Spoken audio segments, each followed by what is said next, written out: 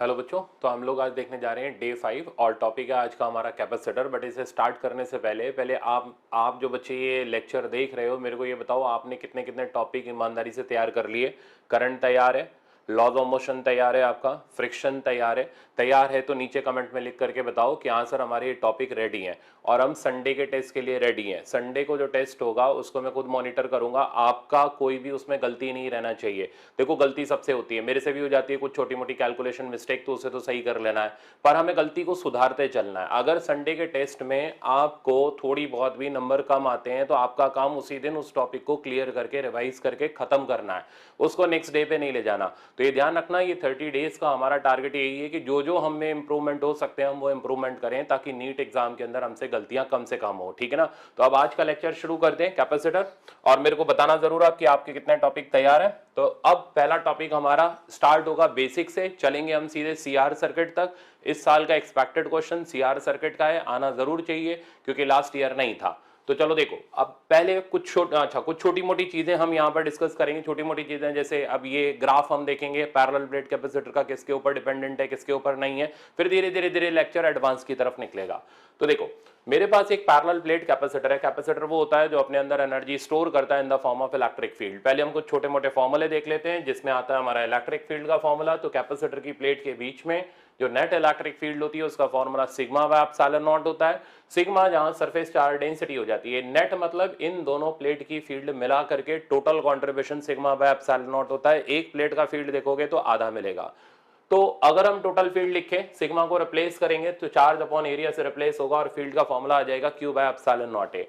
अब हम आते हैं सेकंड स्टेप पर, पोटेंशियल डिफरेंस। अगर आपको कैपेसिटर की प्लेट के बीच का पोटेंशियल डिफरेंस निकालना है तो पोटेंशियल डिफरेंस आप E इंटू डी से निकाल सकते हो। ये पोटेंशियल वाले टॉपिक के अंदर आता है और तकरीबन सबका बेसिक फॉर्मूला सबको पता होता है। तो E की वैल्यू हमने डाली Q by epsilon naught A into D किया, मेरे पास Q आया। यहां से पता चला कि charge on the plate of capacitor is directly proportional to potential difference between the plate of capacitor, और जो प्रोपोर्शनलिटी कांस्टेंट है उसको हम बोलते हैं कैपेसिटेंस, और उसका formula epsilon naught A by D. ये एयर कैपेसिटर की कैपेसिटेंस का फॉर्मूला है।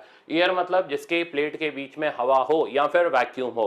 अगर एयर या वैक्यूम की जगह कोई और मीडियम होगा, डाइलेक्ट्रिक होगा, तो वो मैं आगे अगले टॉपिक्स के अंदर जहां डाइलेक्ट्रिक आएगा वहां सेपरेटली डिस्कस करूंगा। अभी हम डाइलेक्ट्रिक को मिक्स नहीं करने जा रहे, ठीक है ना। डाइलेक्ट्रिक की दुनिया अलग चलती है, ये ध्यान रखना। डाइलेक्ट्रिक बिल्कुल मतलब डाइलेक्ट्रिक वाला भी सेक्शन इस साल के लिए बहुत इंपॉर्टेंट है। डाइलेक्ट्रिक हो गया, सीआर सर्किट हो गया, क्योंकि कैपेसिटर में लास्ट ईयर कुछ भी नहीं पूछा उसने, उसको कंडक्शन और डिस्प्लेसमेंट करंट में मिक्स करके सवाल पूछ लिया, जो कि कैपेसिटर का तो नहीं माना जा सकता। तो इस साल एक्सपेक्टेड जरूर है कैपेसिटर से एक सवाल मिलेगा आपको। चलो आगे बढ़ते हैं। तो कैपेसिटेंस का फॉर्मूला आ गया epsilon naught A by D. Epsilon not ये इसलिए यूज कर रहे हैं क्योंकि एयर है, ए हो गया प्लेट का एरिया। एरिया मतलब कौन सा एरिया, ये एरिया होता है ओवरलैपिंग एरिया। अब मीनिंग समझो, जैसे मेरे दोनों हाथ प्लेट की तरह एक्ट कर रहे हैं, तो अभी तो पूरे के पूरे एक दूसरे के ऊपर ओवरलैप कर रहे हैं, बट अगर मैं थोड़ा सा ऐसे कर दूं, अब आपके सामने कर रहा हूं, आपको अच्छे से दिख रहा होगा, तो ओवरलैपिंग रीजन सिर्फ और सिर्फ इतना है। तो हमें जो एरिया चाहिए होता है वो सारा एरिया नहीं चाहिए होता है, एरिया ओवरलैपिंग रीजन का चाहिए होता है। तो अगर मैं ऐसे इसको मूव कराऊं तो ओवरलैपिंग रीजन का एरिया कम होता चला जा रहा है, कैपेसिटेंस कम होती चली जाएगी, यानी एरिया चेंज होने से कैपेसिटेंस चेंज होती है। Next, separation between the plate of capacitor. Separation between the plate of capacitor को अगर मैं बढ़ाऊं तो कैपेसिटेंस कम होगी, और अगर मैं कम करूं तो कैपेसिटेंस क्या होगी, बढ़ना शुरू हो जाएगी। तो कैपेसिटेंस तीन चीज के ऊपर डिपेंड करता है, मीडियम, एरिया और सेपरेशन। अब इसी चीज को मैंने नेक्स्ट पेज पे हाईलाइट करके दिखा दिया कि capacitance of parallel plate is independent of, ये डिपेंड नहीं करता चार्ज और पोटेंशियल डिफरेंस के ऊपर, कितना भी हो कोई फर्क नहीं पड़ता। Capacitance independent of charge and potential difference, it depends only upon तीन चीज, मटेरियल, एरिया एंड सेपरेशन। और एरिया मैंने यहां बता दिया कि इफेक्टिव एरिया लेना है, ओवरलैपिंग रीजन का हमें एरिया रखना है, ठीक है ना। जो ओवरलैपिंग रीजन का एरिया होगा वही हमारे काम आएगा। अब ग्राफ देखो, तो यहां पर हमारे पास दो ग्राफ है, एक C वर्सेस D ग्राफ है और एक C वर्सेस 1/d ग्राफ है। तो कैपेसिटेंस डिस्टेंस के साथ, अब जैसा मैंने बताया कि डिस्टेंस अगर हम बढ़ाते चले जाएं तो कैपेसिटेंस का वैल्यू कम होता चला जाएगा, ठीक है ना। डिस्टेंस कम करते चले जाएं तो कैपेसिटेंस बढ़ता चला जाएगा, यानी C is inversely proportional to D। तो C वर्सेस D का ग्राफ देखोगे, कीपिंग एरिया कांस्टेंट, तो ये रेक्टेंगुलर हाइपरबोला बनेगा इस तरीके का। और C वर्सेस 1/d का ग्राफ देखोगे, जो कि मैंने यहां दिखाया हुआ है, तो 1/d की जगह मैंने रिप्लेस किया x से, सी की जगह मैंने रिप्लेस किया y से, तो इक्वेशन आ गई मेरे पास y इक्वल्स टू mx, यानी c वर्सेस 1/d का ग्राफ हमारा स्ट्रेट लाइन बनेगा और इसका स्लोप हो जाएगा एप्सिलॉन नॉट a। तो पहले ये छोटी छोटी बातें दिमाग में सेट कर लो, एरिया वाली और d वाली। अब इस पे सवाल देखो। प्रॉब्लम बिल्कुल बढ़िया सा प्रॉब्लम है, ठीक है ना। जिसका ये ओवरलैपिंग एरिया का कंसेप्ट क्लियर नहीं है वो इस सवाल को गलत करके आएगा, बेचारा कंफ्यूज रहेगा कि ये वाला एरिया रखें या ये वाला एरिया रखें, कौन सा एरिया रखें पता नहीं चलेगा। तो अगर हमें एरिया चाहिए, इसके अंदर प्रॉब्लम सिंप्लीफाई करना है, पहले प्रॉब्लम का डाटा देख लो। हमारे पास एक स्क्वायर प्लेट है जिसका L/L डायमेंशन है, उसके सामने एक सर्कुलर प्लेट है, और सर्कुलर प्लेट मैंने, ये तो हो गया साइड व्यू। अब मैंने इसका फ्रंट व्यू आपको दिखाया है। इस फ्रंट व्यू में आप देखोगे कि ये स्क्वायर प्लेट और सर्कुलर प्लेट बिल्कुल एक दूसरे को इस तरीके से ओवरलैप कर रही है कि जो स्क्वायर का साइड है वो सर्कल का यहां पर डायमीटर बन रहा है। तो स्क्वायर का side length equals to circle का डायमीटर। अब हमें बताना है इसका कैपेसिटेंस कितना होगा। तो सवाल ये, एरिया कितना लोगे, तो एरिया वो लेना पड़ेगा जो ओवरलैपिंग रीजन का एरिया है। दैट मीन्स हमें सर्कुलर प्लेट का एरिया यहां पर रखना पड़ेगा और उसका एरिया हो गया पाई आर स्क्वायर। आर की जगह आपके पास आ गया L/2, तो हमने सिंपल सा रिजल्ट बना लिया। सी की वैल्यू हो गई epsilon naught a factor by D. A की जगह मैंने डाला पाई आर स्क्वायर, आर की जगह आ गया, मैं यहां पर ब्रेक करके दिखा रहा हूं, आर की जगह मैंने सब्स्टिट्यूट कर दिया L/2 और रिजल्ट बन गया epsilon not pi L square by 4d। तो ये इसकी कैपेसिटेंस हो गई। बस इसमें इतना ही सीखने वाला था कि एरिया हमें कौन सा लेना है। अब नेक्स्ट हम आगे चलते हैं। अब आता है हमारे पास फिर से एक और बड़ा इंपॉर्टेंट कंसेप्ट, और इसको ध्यान से सीखना, ठीक है ना। इतना मतलब एडवांस नहीं है, इसलिए मैंने बोला शुरू शुरू में बेसिक चलेगा, तो उसके बाद धीरे धीरे हम ऊपर निकलेंगे लेवल में। अब देखो, ये है वर्क एनर्जी थ्योरम। अब वर्क एनर्जी थ्योरम में कंसेप्ट ऐसा है कि हमारे पास एक कैपेसिटर है, अनचार्ज कैपेसिटर है, जिसको मैं यहां एक की लगा रहा हूं, जिसको हम एक बैटरी से कनेक्ट करने जा रहे हैं, ठीक है ना। बैटरी का पोटेंशियल V वोल्ट हमें दे रखा है, कैपेसिटेंस C दे रखा है, चार्ज इनिशियली 0 है। अब बैटरी से कनेक्ट करते ही बैटरी इस कैपेसिटर को चार्ज देना स्टार्ट करती है। ये चार्ज इस वायर के थ्रू होता चला जाता है और फिर फाइनली एक स्टेट आती है जिसको बोलते हैं स्टेडी स्टेट, जो हम CR सर्किट के अंदर भी यूज करेंगे। इस स्टेडी स्टेट में जब ये कैपेसिटर पूरी तरह चार्ज हो जाता है, पूरी तरह चार्ज तब होता है जब बैटरी का पोटेंशियल और इसका पोटेंशियल सेम हो जाए। तो पूरी तरह चार्ज होने के बाद अब फर्दर फ्लो ऑफ चार्ज इसके अंदर बंद हो जाता है। इस चार्ज को बोलते हैं फाइनल चार्ज या मैक्सिमम चार्ज। अब हमें पता क्या करना है कि ये चार्ज जो वायर के थ्रू होकर के गया, कितनी हीट डेवलप हुई। अब हीट डेवलप क्यों हुई, पहले इस पे काम करते हैं। देखो, इसको बस ऐसे समझो, ये बेचारा गरीब है, ठीक है ना, कुछ नहीं है, भुक्खा नंगा है ये, ठीक है ना, इसके पास कोई पैसे इसके अकाउंट के अंदर नहीं है। बैटरी गवर्नमेंट ले लो, ठीक है ना, तो गवर्नमेंट का काम है इसका उद्धार करना, ठीक है ना। इसको बेचारे को क्या करना, इसको पैसे देना या इसको लोन देना या इसको ऐसी चीज देना कि इसका भी स्टेटस कुछ ऊपर आए। तो गवर्नमेंट का काम है गरीब का खाता भरना, ठीक है ना। अब हमें ये पता करना है कि यार ये कितना इसने अपने अंदर एनर्जी स्टोर करी, कितनी हीट एनर्जी सर्किट के अंदर डेवलप हुई, क्या हुआ। अब ये जो बैटरी है ये गवर्नमेंट की तरह एक्ट कर रही है, ये वर्क कर रही है, और यहां पर ये कैपेसिटर जो है अपने अंदर उसको स्टोर कर रहा है in the form of potential energy, जिसका हम फॉर्मूला भी देख लेंगे। बट ये बीच में से जो पैसे जा रहे हैं ना, ये वायर के थ्रू होकर के जा रहे हैं, और ये क्या कर रही है, हीट एनर्जी लॉस करा रही है। तो वो जो बीच के बंदे हैं वो एनर्जी लॉस करा रहे हैं। अब वो कितनी एनर्जी लॉस कराएंगे हमें कैसे पता चलेगा। उनसे पूछोगे तो पीटने दौड़ेंगे, भाई तुमने कितने पैसे खाए, किसी से पूछोगे तो कहां बताएगा। तो ये पता करने का सिंपल सा तरीका ये है कि गवर्नमेंट ने कितना काम किया वो पता करो, गरीब के खाते में कितना जमा हुआ वो पता करो, दोनों को माइनस कर लो, आपके पास हीट आ जाएगी, ठीक है ना। तो अगर आपको वायर में हीट डेवलप निकालनी है तो तरीका ये होगा, work done by battery minus energy stored by capacitor equals to heat energy developed in the wire. तो ये यहां पर कैपेसिटर का वर्क एनर्जी का कंसेप्ट होता है, ध्यान रखना है इसको। तो स्टार्टिंग इसकी ऐसे होती है कि सबसे पहले हमें डायग्राम के अंदर फाइनल चार्ज निकालना होगा और इनिशियल चार्ज हमें देखना होगा कैपेसिटर का कैसा है। ये कोई जरूरी नहीं है इनिशियली अनचार्ज हो, इनिशियली ये चार्ज भी हो सकता है, ठीक है ना। ये मतलब इसके ऊपर बहुत ज्यादा चार्ज भी हो सकता है गवर्नमेंट इससे पैसे बोरो करे, ठीक है ना।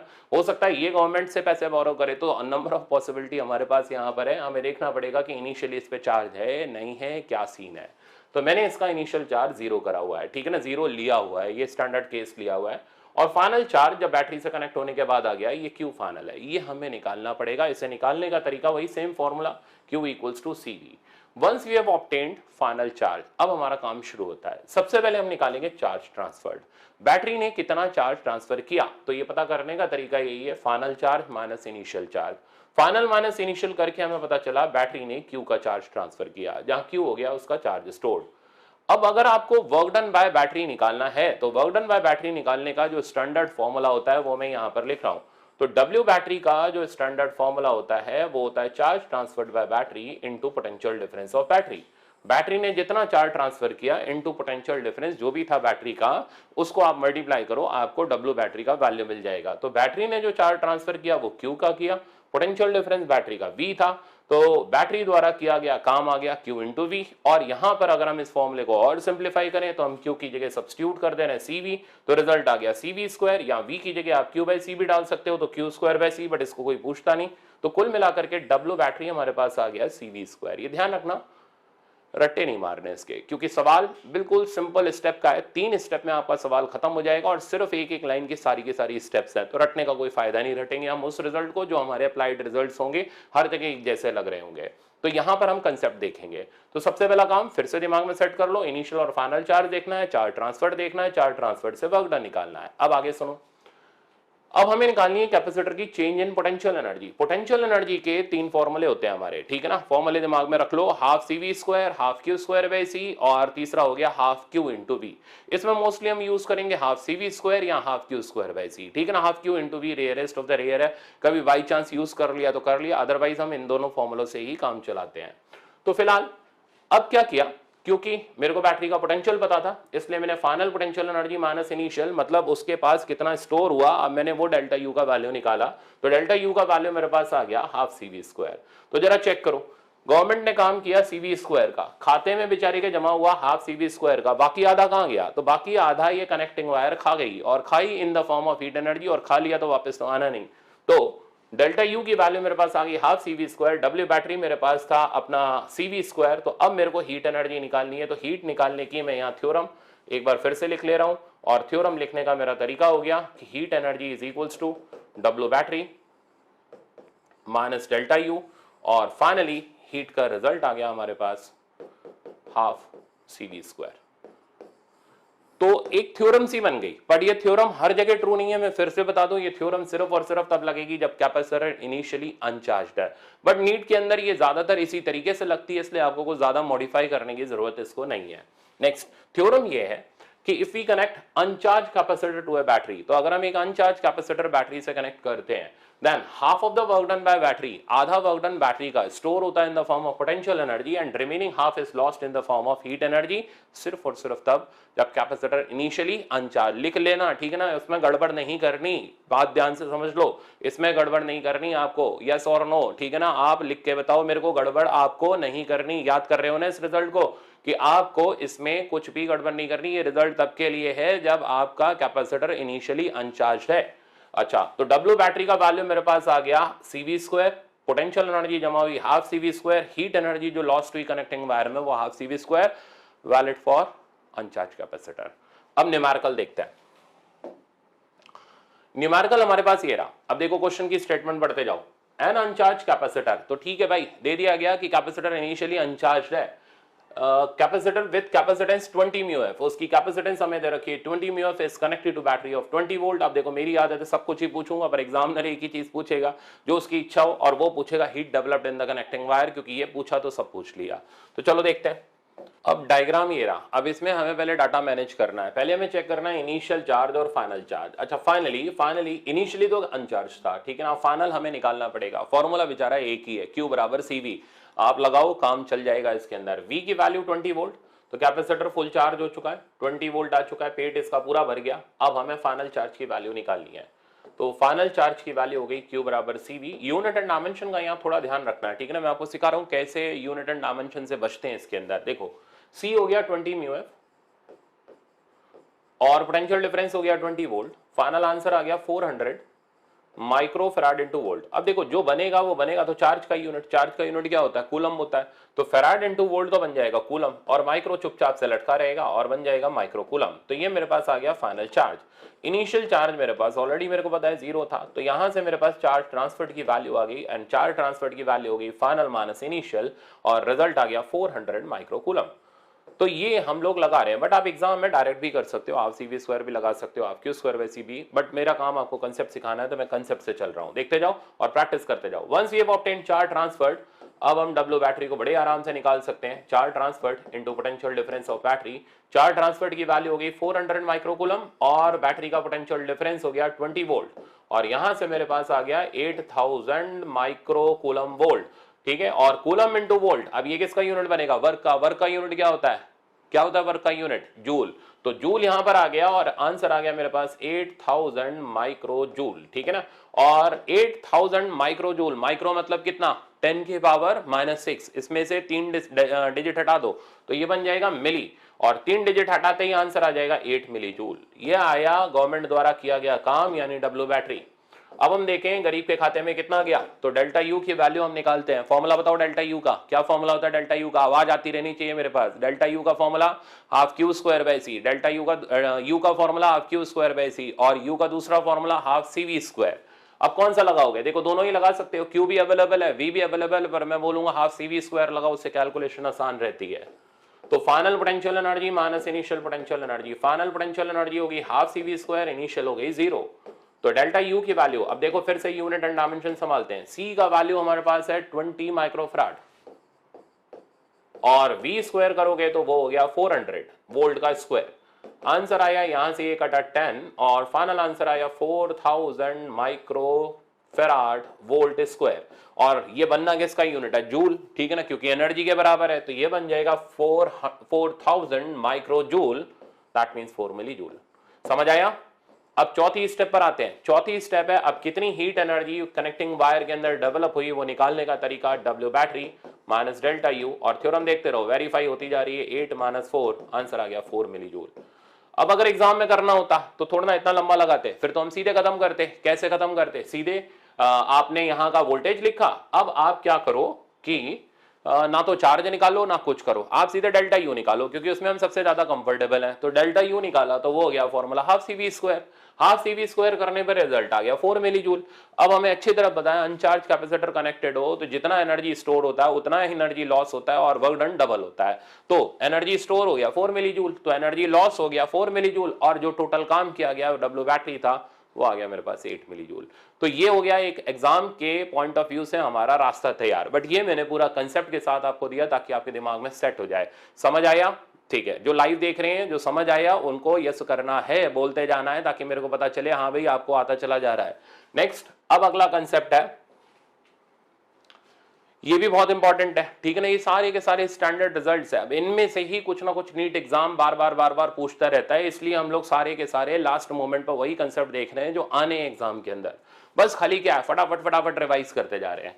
चलो देखो, अब हम दो कैपेसिटर्स को आपस में कनेक्ट कर रहे हैं। लैंग्वेज क्या बोलता है पहले समझो उसको। कहता है this capacitor, capacitance of capacitor is C1 is charge by battery of potential V1। पूरी कहानी सुनाएगा आपको, ठीक है ना। ये लंबा सवाल होगा इतना, और उसमें से डाटा फिल्टर करेंगे, 4 स्टेप का डाटा निकलेगा। अब सुनो ध्यान से, तो capacitor C1 is charge by battery of potential V1। Similarly, capacitor C2 is separately charged by battery of potential V2. After complete charging, batteries are disconnected. इतनी कहानी हुई। Now capacitors are connected to each other. अब जब capacitor connect कर रहे हैं तो दो बातें नोट करके चलना है। सेम पोलैरिटी सेम साइड पर कनेक्ट कर रहे हैं या अपोजिट पोलैरिटी सेम साइड पर कनेक्ट कर रहे हैं। तो दोनों केसेस मैंने यहां पर बनाए हुए हैं, अगला केस आपको आगे दिखाऊंगा। अभी पॉजिटिव पॉजिटिव से जोड़ रहे हैं, नेगेटिव नेगेटिव से जोड़ रहे हैं। अब क्या होगा, अब एक कैपेसिटर से दूसरे कैपेसिटर में चार्ज का ट्रांसफर होगा, ठीक है ना। कहां से कहां, जिसका पोटेंशियल ज्यादा होगा वहां से जिसका पोटेंशियल कम होगा। फाइनली क्या होगा, फाइनली दोनों का पोटेंशियल जो होगा वो सेम हो जाएगा। कंसेप्ट के मामले में क्या क्या आएंगे, दो कंसेप्ट यहां पर चलेंगे, ठीक है ना। पहला, चार्ज कंजर्वेशन, यहां से यहां चार्ज गया है, यानी इस प्लेट से इस प्लेट पर चार्ज गया है, या फिर इस प्लेट से इस प्लेट पर चार्ज गया है, ठीक है, समझ आ रहा है ना। अगर यहां से यहां चार्ज गया है या यहां से यहां चार्ज गया है, तो जितना टोटल इन पे मिला करके पहले था उतना ही बाद में। आप ऐसे समझो, ठीक है ना। मान लो मेरे पास और मेरे पास दो पॉकेट है, लेफ्ट साइड राइट साइड। मैंने क्या किया, 100 रुपीज इस पॉकेट में रखे, अब मैंने 10 रुपए निकाल करके इस पॉकेट में डाल दिए, तो भाई रहे तो मेरे पास जितने पहले थे उतने ही बाद मेरे, तो सेम कहानी यहां पर है। चार्ज जो है जब एक प्लेट से दूसरी प्लेट पर जाता है तो दोनों प्लेट का जितना पहले का चार्ज होता है उतना बाद का चार्ज रहता है, तो इसको बोलते हैं हम चार्ज कंजर्वेशन। तो पहले का चार्ज हो गया Q1 + Q2, बाद का चार्ज हो गया Q1F + Q2F। यहां से कंडीशन बनाते हैं और हमारे पास स्टैंडर्ड फॉर्मूले आते हैं। अब इनको याद करना है। तो पहला फॉर्मूला V, V यानी इनका कॉमन पोटेंशियल यानी final potential difference, finally in दोनों का पोटेंशियल सेम हो जाएगा और तब चार्ज का फ्लो होना एक कैपेसिटर से दूसरे कैपेसिटर पर बंद हो जाएगा। तो कॉमन पोटेंशियल की वैल्यू निकालोगे तो मिलेगा C1V1 plus C2V2 divided by C1 plus C2, ठीक है ना। तो पहली स्टेप हमेशा यही रहेगी कि आप फाइनल पोटेंशियल पता करोगे, कॉमन पोटेंशियल पता करोगे, फॉर्मूला बड़ा आसान है। प्लस यहां पर इसलिए आया क्योंकि हमने सेम पोलैरिटी सेम साइड पर कनेक्ट कर रखी है। दूसरा, अब एग्जामिनर आपसे पूछता है दोनों प्लेट के फाइनल चार्जेस बताओ, तो फाइनल चार्जेस अब दोनों प्लेट के कैसे निकालोगे। तो पहली प्लेट का अगर आप फाइनल चार्ज निकालोगे तो इसके लिए फॉर्मूला चलेगा C इंटू वी यानी C1 इंटू वी, और दूसरी प्लेट का फाइनल चार्ज निकालोगे तो फॉर्मूला बनेगा C2 इंटू वी। वी हम ऑलरेडी निकाल चुके, कितना, C1V1 plus C2V2 divided by V1 plus V2, ठीक है ना। और यहां से हमारे पास फाइनल चार्ज की इक्वेशन आ जाएगी हीट। अब heat energy change in potential energy के बराबर हो गई, क्योंकि इसमें कोई बैटरी तो अब लगी हुई है नहीं, ठीक है ना। तो जो भी change in potential energy of system हो गया वो हीट के बराबर हो गया, और इसका फॉर्मूला भी आपको याद करना है। और फॉर्मूला याद करो आप मेरे साथ साथ, half C1 C2 by C1 plus C2 times V1 minus V2 का होल स्क्वायर, ठीक है ना। ये तीन रिजल्ट बनते हैं, इन तीनों में से फॉर्मूला बेस्ड रिजल्ट है। फॉर्मूला आपको चलाना आना चाहिए, प्रैक्टिस के लिए मैं आगे आपको न्यूमेरिकल दिखाऊंगा। नेक्स्ट, अब सेम पोलैरिटी की जगह अपोजिट पोलैरिटी प्लेट जोड़ दी। अगर मैंने अपोजिट पोलैरिटी प्लेट जोड़ दी तो एक का पोटेंशियल V1 है तो दूसरे का माइनस V2 है, एक परमानेंट हाई है तो दूसरा परमानेंट लो है, ऐसा समझ करके चलो। अब क्या होगा, चार्ज जब ट्रांसफर होगा तो तब तक ट्रांसफर होगा जब तक फाइनल पोटेंशियल सेम ना हो जाए। फाइनल पोटेंशियल तब सेम होंगे जब पोलैरिटी भी फाइनली सेम हो जाए, ये बात समझो, अच्छी तरह दिमाग में उतारो। तो पोटेंशियल तभी सेम होगा जब फाइनली पोलैरिटी भी सेम हो जाए, क्योंकि अगर ये पोलैरिटी पॉजिटिव नहीं हुई या सेम पोलैरिटी नहीं हुई तो इनका पोटेंशियल कभी सेम नहीं होगा, ठीक है ना। तो पोटेंशियल तभी सेम माना जाएगा जब फाइनली उनका पोलैरिटी सेम होगा। अब ऐसा कोई जरूरी नहीं है ये दोनों फाइनली पॉजिटिव हो जाए, वो दोनों नेगेटिव भी हो सकते हैं, वो डिपेंड करता है किसका पोटेंशियल कितना हाई, किसका पोटेंशियल कितना लो, ठीक है ना। तो अब आगे बढ़ते हैं, अब आते हैं फॉर्मूले। तो कॉमन पोटेंशियल जो निकालेंगे, मैंने मॉड लगा दिया क्योंकि मेरे को नहीं पता C1V1 बड़ा है या C2V2 बड़ा है, यानी कौन सा पोटेंशियल बड़ा है। तो जैसा भी बड़ा होगा उसके हिसाब से रिजल्ट आ जाएगा। तो C1V1 minus C2V2 by C1 plus C2, final charges वही सेम तरीका CV करके। हीट एनर्जी डेवलप में एक ट्विस्ट है, ट्विस्ट ये कि अब यहाँ साइन जो आ रहा है प्लस आ रहा है, तो जब अपोजिट पोलैरिटी लगती है तो प्लस साइन, सेम पोलैरिटी लगती है तो माइनस साइन। अच्छा, मोर ओवर कैपेसिटर के अंदर आता फॉर्मूला बेस्ड ही है, इसलिए आपको डरने की ज्यादा जरूरत नहीं कि हमें बहुत हाई लेवल तक तैयार करना है, नहीं करना उतना हाई लेवल, बस जितना मैं करा रहा हूं मोर देन एनफ है। देखो अब हम प्रॉब्लम देखते हैं। प्रॉब्लम ये पढ़ो आप प्रॉब्लम, ये कहता है 2 μF capacitor has potential difference across it two terminal 200 volt. तो एक 2 μF का कैपेसिटर है जिसका पोटेंशियल डिफरेंस हमें दे रखा है 200 volt. It is disconnected with the battery. अब ये पूरी कहानी सुना रहा है कि भाई बैटरी से हमने इसको डिस्कनेक्ट कर दिया, ठीक, अच्छी बात। एंड देन अनदर अनचार्ज कैपेसिटर, अब एक अनचार्ज कैपेसिटर लगाया गया। हम कैसे लगा रहे थे, चार्ज, या तो सेम पोलैरिटी लगा रहे थे या रिवर्स। इसने तो खेल ही खराब कर दिया, क्या लगाया, अनचार्ज। इसलिए मैंने इसको रखा है क्योंकि बच्चे यहाँ कंफ्यूज हो जाते हैं कि सर क्या करें। तो कुछ नहीं करो भाई, बड़ा आसान है, अनचार्ज है दैट मींस उसका पोटेंशियल जीरो है, उस पर कोई पोटेंशियल नहीं, कोई चार्ज उस पर अवेलेबल नहीं है। अच्छा, another अनचार्ज capacitor is connected in parallel to it, then potential difference becomes 20 volt. अच्छा, अब जो पोटेंशियल डिफरेंस है उसका वैल्यू हो गया 20 वोल्ट, यानी इनका जो अब कॉमन पोटेंशियल है वो गिवन है 20 वोल्ट। तो पता क्या करना है, then the capacity of another capacitor will be, यानी हमें C2 की वैल्यू निकाल करके देनी है। तो देखो सवाल में ट्विस्ट आ गया, हमें V दिया गया और C2 पूछा गया, and also find out final charge and heat, ये मैंने एडिशनल सवाल इसके अंदर डाल दिए। तो चलो शुरू करते हैं, करेंगे कुछ खास नहीं, फाइनल फॉर्मूला लगाएंगे हम। फॉर्मूला क्या लगेगा, या तो C1V1 plus minus C2V2 divided by C1 plus C2। But जैसा आप देख रहे हो कि दूसरा कैपेसिटर अनचार्ज्ड है, इसलिए ना प्लस चलेगा ना माइनस चलेगा, क्यों कि ये वैल्यू जीरो हो जाएगा। तो हो गया ना आसान। तो अब हमारे लिए कॉमन पोटेंशियल का फॉर्मूला आ गया, और फॉर्मूला बना C1V1 divided by C1 plus C2। Common potential की वैल्यू हमें दे रखी है 20 वोल्ट, हमने फटाक से पुट किया 20 वोल्ट, सॉल्व किया इसको। C1 तो हमें ऑलरेडी पता था, C1V1 तो ऑलरेडी पता था, और इसको हम यहां पर सब्स्टिट्यूट करेंगे तो ये हो जाएगा 400। किसी यूनिट को कन्वर्ट करने की जरूरत नहीं, क्योंकि माइक्रोफैराड ऊपर नीचे से वैसे ही निकल लेंगे, ठीक है ना। तो जैसा वोल्टेज का यूनिट होगा वैसा वोल्टेज का यूनिट रहेगा। तो अगर आप C निकाल रहे हो तो जैसा दूसरा C का यूनिट होगा वैसे ही उस C का यूनिट मिलेगा। आपको किसी यूनिट को कहीं कन्वर्ट करने की जरूरत नहीं है, अब जैसा चल रहा है वैसे चलने दो। तो C1 की जगह आ गया 400, और नीचे C1V1 की जगह आ गया 400, ये मैंने यहां से लिख दिया इसको डायरेक्ट 2 × 200 करके, ओके, अब आता है नीचे C1 प्लस C2। C1 की जगह बेटा हमारे पास आ गया 2, C2 हमें पता नहीं, तो यहां से ये कैंसल आउट हो गया, इधर बचा 20। चलो भाई इधर निकलो, तो 2 plus C2 is equals to 20, और देखो C2 कितने प्यार से आ गया 18 माइक्रोफराड। तो कहीं कुछ कहानी मुश्किल नहीं है, आराम से अटेम्प्ट हो सकती है, बस थोड़ी सी प्रैक्टिस करो। इसलिए आपको मैंने टेस्ट दिए हैं कि आप उसके अंदर प्रैक्टिस करो, परफेक्ट हो जाओ और नीट के अंदर सेलेक्ट हो जाओ। तो यही काम हमें करना है, बस खाली प्रैक्टिस इस टाइम पर बहुत ज्यादा चाहिए। तो C2 आ गया हमारे पास 18 म्यू एफ। अब मैंने क्या क्या पूछा, फाइनल चार्जेस भी पूछ डाले। अब मैं फाइनल चार्जेस यहीं पर साथ के साथ बता रहा हूं। तो फाइनल चार्जेस का वैल्यू, तो पहले कैपेसिटर का final charge which is equals to C1V। तो अब हम आते हैं Q1F में, पहचानो बेटा C1 कितना है, बोलते रहना। C1 का वैल्यू है हमारे पास 2 म्यू एफ, और V कितना है, V यानी कॉमन पोटेंशियल, वो हो गया 20 वोल्ट। तो पुट किया मैंने 2 mu F into 20 volt, answer आ गया फाइनल चार्ज का 40 माइक्रो कूलम।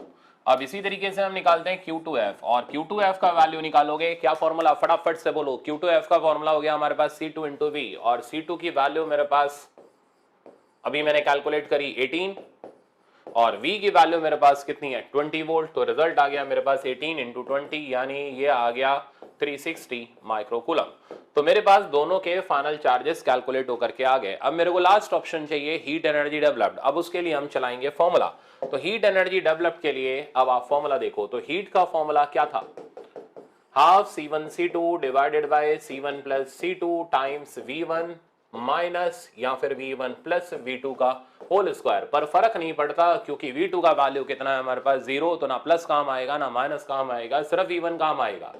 अब वैल्यू पुट करते हैं। C1 हमें ऑलरेडी पता था 2, C2 हमने कैलकुलेट किया 18, नीचे आ गया 2 प्लस 18 विच बिकम्स 20। V1 हमें ऑलरेडी पता था क्वेश्चन के अंदर, और V1 की वैल्यू हमारे पास थी कितनी 200 वोल्ट। तो V1 की वैल्यू थी 200, तो 200 इंटू 200 में 2 बार लिख ले रहा हूं, कैलकुलेशन आसान कर देगा। ये यहां से चला गया, इधर रिजल्ट बचा मेरे पास 10, ओके, और ये यहां से निकल गया, तो 18 इंटू 10 की पावर 3 इंटू 2। अब यूनिट का खेल देखो, देखो बेटा यहां पर 2 माइक्रोफराड थे, नीचे से 1 माइक्रोफराड कैंसिल हो गया, तो 1 माइक्रोफराड बच गया। यहां से वोल्ट का स्क्वायर था, तो वोल्ट का स्क्वायर, तो फेराड इंटू वोल्ट का स्क्वायर विच बिकम्स कितना जूल। तो हमारे पास रिजल्ट आ गया 36 इंटू 10 की पावर 3 माइक्रो जूल। ये 10 की पावर 3 को हटाओ, 36 मिली जूल। यहां पर हमारे पास हीट एनर्जी डेवलप्ड आई। तो मेरे ख्याल से अब आपको एप्लीकेशन समझ आ गया होगा कि यार ये फॉर्मूला बेस्ड काम है, ज्यादा मुश्किल नहीं है, हम एग्जाम में आया तो कर सकते हैं। इसका कॉन्फिडेंस आ गया या नहीं आया, ये मेरे को आया नाम है, जल्दी से बताओ। अब हम आगे बढ़ते हैं। अब अगला हमारे पास आता है रिजल्ट, वो ये। तो खत्म नहीं होते सवाल, अभी एक और प्रैक्टिस के लिए मैंने यहां पर रखा हुआ है, जिसमें आपको अब पूरा मौका रहेगा एक और सवाल प्रैक्टिस करने का। फिर आप वीडियो रोकना, आप इस सवाल को प्रैक्टिस करना, फिर आगे बढ़ना। अब आपको रिजल्ट दे रखा है capacitor of capacitance 20 mu F. तो मैं यहां पर डायरेक्ट वैल्यू लिख रहा हूं। इससे क्या होगा, बार बार सवाल पढ़ने की जरूरत नहीं है, ये लंबा सवाल सिर्फ और सिर्फ 4 डाटा के अंदर खत्म हो जाएगा। तो capacitor of capacitance 20 mu F, तो C1 का वैल्यू मेरे पास 20 म्यू एफ हो गया। इस charge by battery of 20 volt, तो V1 का वैल्यू मेरे पास 20 वोल्ट हो गया। Another capacitor of capacitance 10 mu F, C2 का वैल्यू हो गया मेरे पास 10 म्यू एफ। इस charge by battery of 10 volt, V2 का वैल्यू हो गया 10 वोल्ट। अब आया ना, देखो दोनों ही हमारे कैपेसिटर चार्ज्ड है, ठीक है। After complete charging batteries are disconnected and these capacitor are connected with each other with opposite polarity. यानी पोलैरिटी कौन सी वाली पोलैरिटी है, अपोजिट। यानी फॉर्मूला अब हमें देख के संभाल के चलाना पड़ेगा। Opposite polarity plates on same side, find common potential, final charge, charge transferred, heat develop. तो हमें सारी चीजें इसके अंदर पूछी गई, सारी चीजें हम कैलकुलेट करते हैं। आ जाओ, सबसे पहले final potential formula C1V1 minus C2V2 by C1 plus C2। अब चेक कर लो, इसका CV बड़ा है, तो C1V1 का वैल्यू हो गया 400 माइनस C2V2 का वैल्यू हो गया मेरे पास 100 divided by C1 plus C2 बेटा हमारे पास आ गया 30। रिजल्ट आ गया फाइनल 10 वोल्ट। ऊपर 300 बचा, नीचे हमारे पास कितना आ गया 30, कट गया और आंसर आ गया मेरे पास 10 वोल्ट। तो कॉमन पोटेंशियल इसका आ गया 10 वोल्ट। आप देख लो, सिर्फ एक फॉर्मूले का काम है। दूसरा फाइनल चार्जेस चाहिए। अब फाइनल चार्जेस चाहिए तो लगाओ फॉर्मूला C1V, और दूसरे का फाइनल चार्ज हो गया C2V। ओके तो Q1F की वैल्यू हो गई C1V। C1 की बेटा हमारे पास वैल्यू है 20 और V हमने अभी भी निकाला 10, तो आंसर आ गया 20 इंटू 10 एंड आंसर बिकम्स 200 और यूनिट बिकम माइक्रोकूलम। अब इसी तरह Q2F निकालेंगे, वो हो जाएगा C2V। C2 हो गया 10, V हो गया 10, आंसर आ गया 100 माइक्रोकूलम। तो ये मेरे पास दूसरी स्टेप कंप्लीट हुई जिसमें हमने फाइनल चार्जेस निकाले। अब चार्ज कितना ट्रांसफर हुआ एक कैपेसिटर से ये निकालना है, तो ये निकालना बड़ा आसान है। जैसे मैंने बोला था मेरे इस पॉकेट में 100 रुपए है, मैंने इधर उठा करके 10 डाल दिए, तो इसमें 10 बचे और इसमें 90 बचे। कितने इस पॉकेट से ट्रांसफर हुए वो अगर पता करना है तो इनिशियल कितने थे इसमें और फाइनल कितने बचे उसको माइनस कर लो, चार्ज ट्रांसफर की वैल्यू आ गई। तो चार्ज ट्रांसफर की वैल्यू आ गई Q1 का इनिशियल चार्ज माइनस Q1 का फाइनल चार्ज। तो यहां से हमें पता चलेगा चार्ज ट्रांसफर कितना आया। अब Q1 का इनिशियल चार्ज हो गया C1V1, उसकी वैल्यू तो आपके सामने आ गई 400 माइक्रोकूलम। फाइनल जो बचा हुआ है वो हो गया 200 माइक्रोकूलम। तो यहां से हमें पता चला कि 200 माइक्रोकूलम का चार्ज 1 वाले से ट्रांसफर हुआ। किस पे ट्रांसफर हुआ? दूसरे वाले पे ट्रांसफर हुआ। तो वो अगर सेकंड वाले का पूछता तो भी हम सेम तरीके से निकालते, आंसर सेम मैग्नीट्यूड का आता, बट साइन नेगेटिव आ जाता, क्योंकि एक से अगर कम हुआ है तो दूसरे पे तो बढ़ेगा ही ना, ठीक है ना, क्योंकि चार्ज एक प्लेट से दूसरी प्लेट की तरफ जा रहा है। अब आगे चलते हैं फोर्थ और लास्ट रिजल्ट पर। हीट फॉर्मूला बड़ा संभाल करके, अपोजिट पोलैरिटी की प्लेट है तो हीट का formula half C1 C2 by C1 plus C2 times, अब V1 माइनस नहीं आएगा बेटा, V1 प्लस V2 का होल स्क्वायर। अब डाटा सब्स्टिट्यूट करो, हाफ C1 C2, तो C1 C2 तो ये हो गए और इनका रिजल्ट हो गया 200। यूनिट हम एक साथ लगा लेंगे, C1 प्लस C2 नीचे आ गया 30, V1 प्लस V2 का whole square, V1 plus V2 हो गया 30, तो 30 इंटू 30, यूनिट बचा माइक्रोफराड इंटू वोल्ट स्क्वायर। तो देखो अब तो यूनिट में भी हम बिल्कुल परफेक्ट हो गए, ठीक है ना, बिल्कुल सटासट हमारे यूनिट इसके अंदर मैनेज हो रहे हैं। 30 से 30 कैंसिल हुआ, ये यहां से गया, 100 इधर बचा, तो हीट का जो वैल्यू आ गया वो आ गया 3000 microfarad volt square. Farad into volt square अपना वही जूल बनेगा और यहां से फाइनल रिजल्ट मेरे पास हीट का आ जाएगा 3000 माइक्रो जूल, या मैं लिखूं 3 मिली जूल। तो मेरे ख्याल से अब आपको सारी की सारी कहानी मैंने समझा दी है कि किस तरीके से हम लोग एनर्जी कंजर्वेशन प्रिंसिपल लगाते हैं अपना कैपेसिटर्स के अंदर। अब अगला कंसेप्ट देखो, अगली चीज आती है, हाँ ये देखो, ये जो प्रॉब्लम है ये थ्योरेटिकल प्रॉब्लम है, मोस्ट इंपॉर्टेंट खेल है, ठीक है। इसमें कई सारे बच्चे फंसते हैं इस रिजल्ट के अंदर, कारण कि पता नहीं होता, ठीक है ना। तो मैं आपको सारे रिजल्ट दे रहा हूं, ध्यान से सीखना, इसमें बहुत सारी चीजें एक साथ इन्वॉल्व है, 1 2 3 4 5 6 चीजों के ऊपर ये रिजल्ट बेस्ड है, Q C V E U F, और एक मैंने एडिशनल लगा दिया होगा, वो आगे आपको मिल जाएगा, एनर्जी डेंसिटी का कंसेप्ट भी, ठीक है ना। पहले इसका मतलब समझो, एक कैपेसिटर को बैटरी से कनेक्ट कर दिया, हम करने क्या वाले हैं पहले वो एम बताऊं आपको। हम इसमें charge, capacitor, potential, electric field, force, इन सब पे क्या फर्क पड़ेगा अगर हम कैपेसिटर की प्लेट को दूर या पास करें, समझ रहे हो आप। तो कई बच्चों को नहीं पता, जैसे इसमें क्या सवाल बनता है, फोर्स का पूछता है, मैं आपको सीधे लिख के दे रहा हूं, फोर्स का ही पूछेगा और कुछ नहीं पूछेगा। सवाल ऐसे पूछेगा कि एक कैपेसिटर है, उसको हमने बैटरी से चार्ज किया, बैटरी डिस्कनेक्ट कर दी, हम प्लेट को दूर ले जा रहे हैं, बताओ इनके बीच की फोर्स पर क्या फर्क पड़ेगा, आप बताओ। अभी तो आगे नहीं बढ़ा ना, अभी बताओ क्या फर्क पड़ेगा। तो जनरली बच्चों का आंसर आता है सर ये कम हो जाएगी, ठीक है ना, पास ले जाओ तो सर ये बढ़ जाएगी, ठीक है ना। तो आप अब यहां पर ऑब्जर्व करना, आपका जो कंसेप्ट था, क्या अगर आप ये सोच रहे हो कि ये फोर्स कांस्टेंट है या कैसी है, वो भी आगे क्लियर हो जाएगा किस तरीके का है। पहले यहां पर समझ लो गलती क्या होती है। गलती ये होती है कि दूर ले जाने पर बच्चे बोलते हैं कि सर कम हो जाएगा, पास ले जाने पर बोलते हैं बढ़ जाएगा, क्योंकि कोई उनके पास लॉजिक नहीं होता, इसलिए ये सवाल गलत होता है। तो ऐसे प्रॉब्लम को हम लॉजिकल प्रॉब्लम बोलते हैं और एग्जाम में आने पर ये जनरली नेगेटिव मार्क ही करवाता है, क्योंकि बच्चे वहम का शिकार होकर के गलत कर देते हैं। तो ये वो पहली चीज है जहां आपका नेगेटिव मार्क मैं कंट्रोल कर रहा हूं, ठीक है ना। कैलकुलेशन तो प्रैक्टिस सही होगी, वो तो जितनी आप कैलकुलेशन करोगे उतना आपका नेगेटिव मार्किंग कंट्रोल हो जाएगा, बट ऐसे लॉजिकल सवाल जब सीखोगे तो ऑटोमेटिकली वहां गलती नहीं होगी। अब इसमें एक और बात बताऊं, वहां बच्चे इमोशनल आ रहे, हमने पढ़ा था और हम ये टिक मार देते हैं, भाई नहीं मारो, ठीक है ना। अगर तुमने पढ़ा है पूरी तरीके से, तुम्हें टीचर ने बताया ये कंसेप्ट होता है, तुम्हारे दिमाग में कंसेप्ट है तो करके आओ, वरना छोड़ दो उसको, ठीक है ना। तो यहां नेगेटिव होने का मैक्सिमम चांस होता है। अब सीखो, चार्ज का फॉर्मूला तो हो गया CV, उसमें तो कोई दिक्कत नहीं है। कैपेसिटेंस का फॉर्मूला भी आप जानते हो, पोटेंशियल हमें बैटरी का गिवन ही है। फील्ड का फॉर्मूला, फील्ड मैंने पहले स्टेप में ही बता दिया था, सिग्मा बाय एप्सिलॉन नॉट या Q by epsilon naught A। Potential energy होगी half Q square by C या हाफ CV स्क्वायर। फोर्स देखो आप, फोर्स जो होती है प्लेट के बीच में, ठीक है ना। अब यहां पर अच्छी तरह ध्यान से सुनना, इस कैपेसिटर की प्लेट के ऊपर जो फोर्स होगी वो इसकी वजह से लगेगी। ये ई प्लेट की फील्ड नहीं है, ये टोटल फील्ड है। तो अगर आपको इसके ऊपर फोर्स निकालनी है तो आपको इस प्लेट की फील्ड लेनी पड़ेगी, ठीक है ना। खुद की फील्ड खुद के ऊपर फोर्स नहीं लगाएगी, ये बात आप ध्यान रखना। तो इस प्लेट की जो फील्ड होगी वो ई नहीं होगी, वो ई का हाफ होगा, क्योंकि मैंने पहली स्टेप में बताया था एक प्लेट की फील्ड चाहिए तो आधा करो उसका, ठीक है ना, क्योंकि ये तो नेट फील्ड है। इतना समझ आ गया।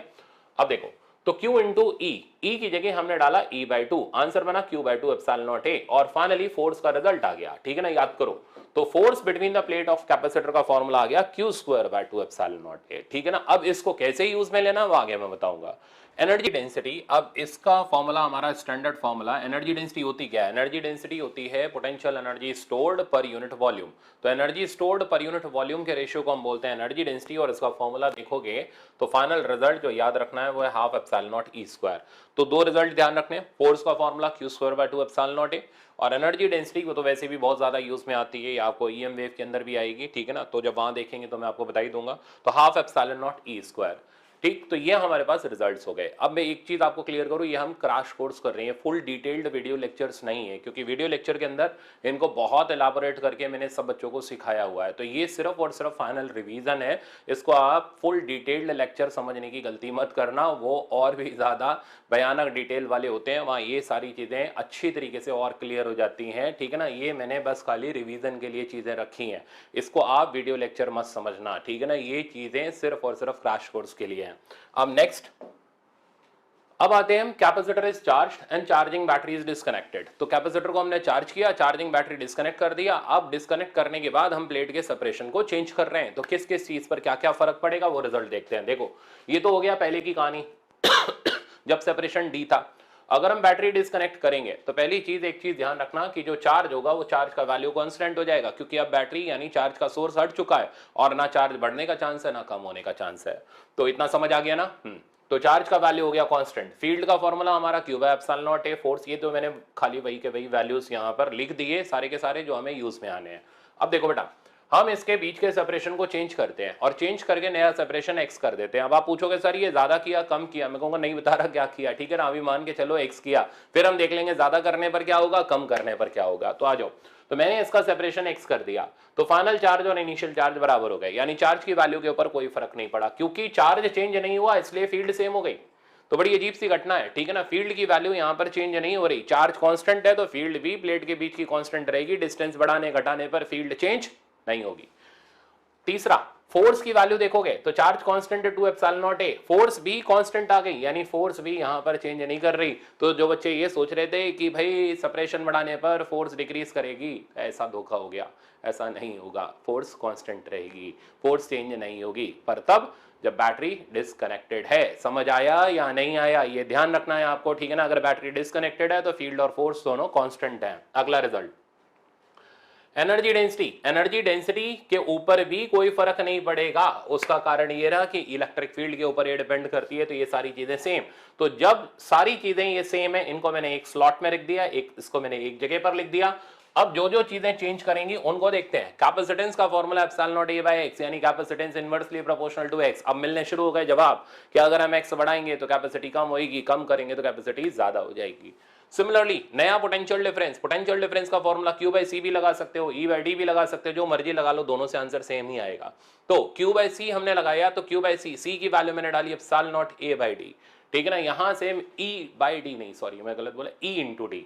तो E/D लगाओगे तो भी यही आएगा, और Q/C लगाओगे तो भी यही रिजल्ट आएगा। मुद्दा यह है आएगा क्या, तो नया potential difference directly proportional to X, यानी सेपरेशन कम करने पर पोटेंशियल डिफरेंस कम हो रहा है, बढ़ाने पर पोटेंशियल डिफरेंस बढ़ रहा है, ठीक है ना। तो ये एक अजीब सा रिजल्ट है जो बच्चों को पता नहीं होता, और ऐसे में लॉजिकल प्रॉब्लम गलत होते हैं। Next, potential energy. तो पोटेंशियल एनर्जी का फॉर्मूला हो गया हाफ Q² नॉट ए, ठीक है ना। और ये एप्सिलॉन नॉट ए और टाइम्स एक्स, ये कैसे आया, वो हाफ Q² वाले फॉर्मूले से। तो पोटेंशियल एनर्जी भी डायरेक्टली प्रोपोर्शनल टू एक्स। पहले दिमाग सेट करो कि अगर हम बैटरी को डिस्कनेक्ट करें तो क्या क्या चीजें सेम रहती है। चार्ज सेम रहता है, फील्ड सेम रहता है, फोर्स सेम रहता है, एनर्जी डेंसिटी सेम रहता है, ठीक है ना। और कॉपी में जरूर लिखा हुआ होना चाहिए, ये रिजल्ट आपको याद होना चाहिए। क्या क्या चीजें बदलती हैं, पोटेंशियल बदलता है, पोटेंशियल एनर्जी बदलता है, ठीक है ना, कैपेसिटेंस बदलता है, ये तीन चीज़ बदलती हैं और ये जो बाकी की जो चीज़ें बची वो चीज़ें कांस्टेंट रहती हैं।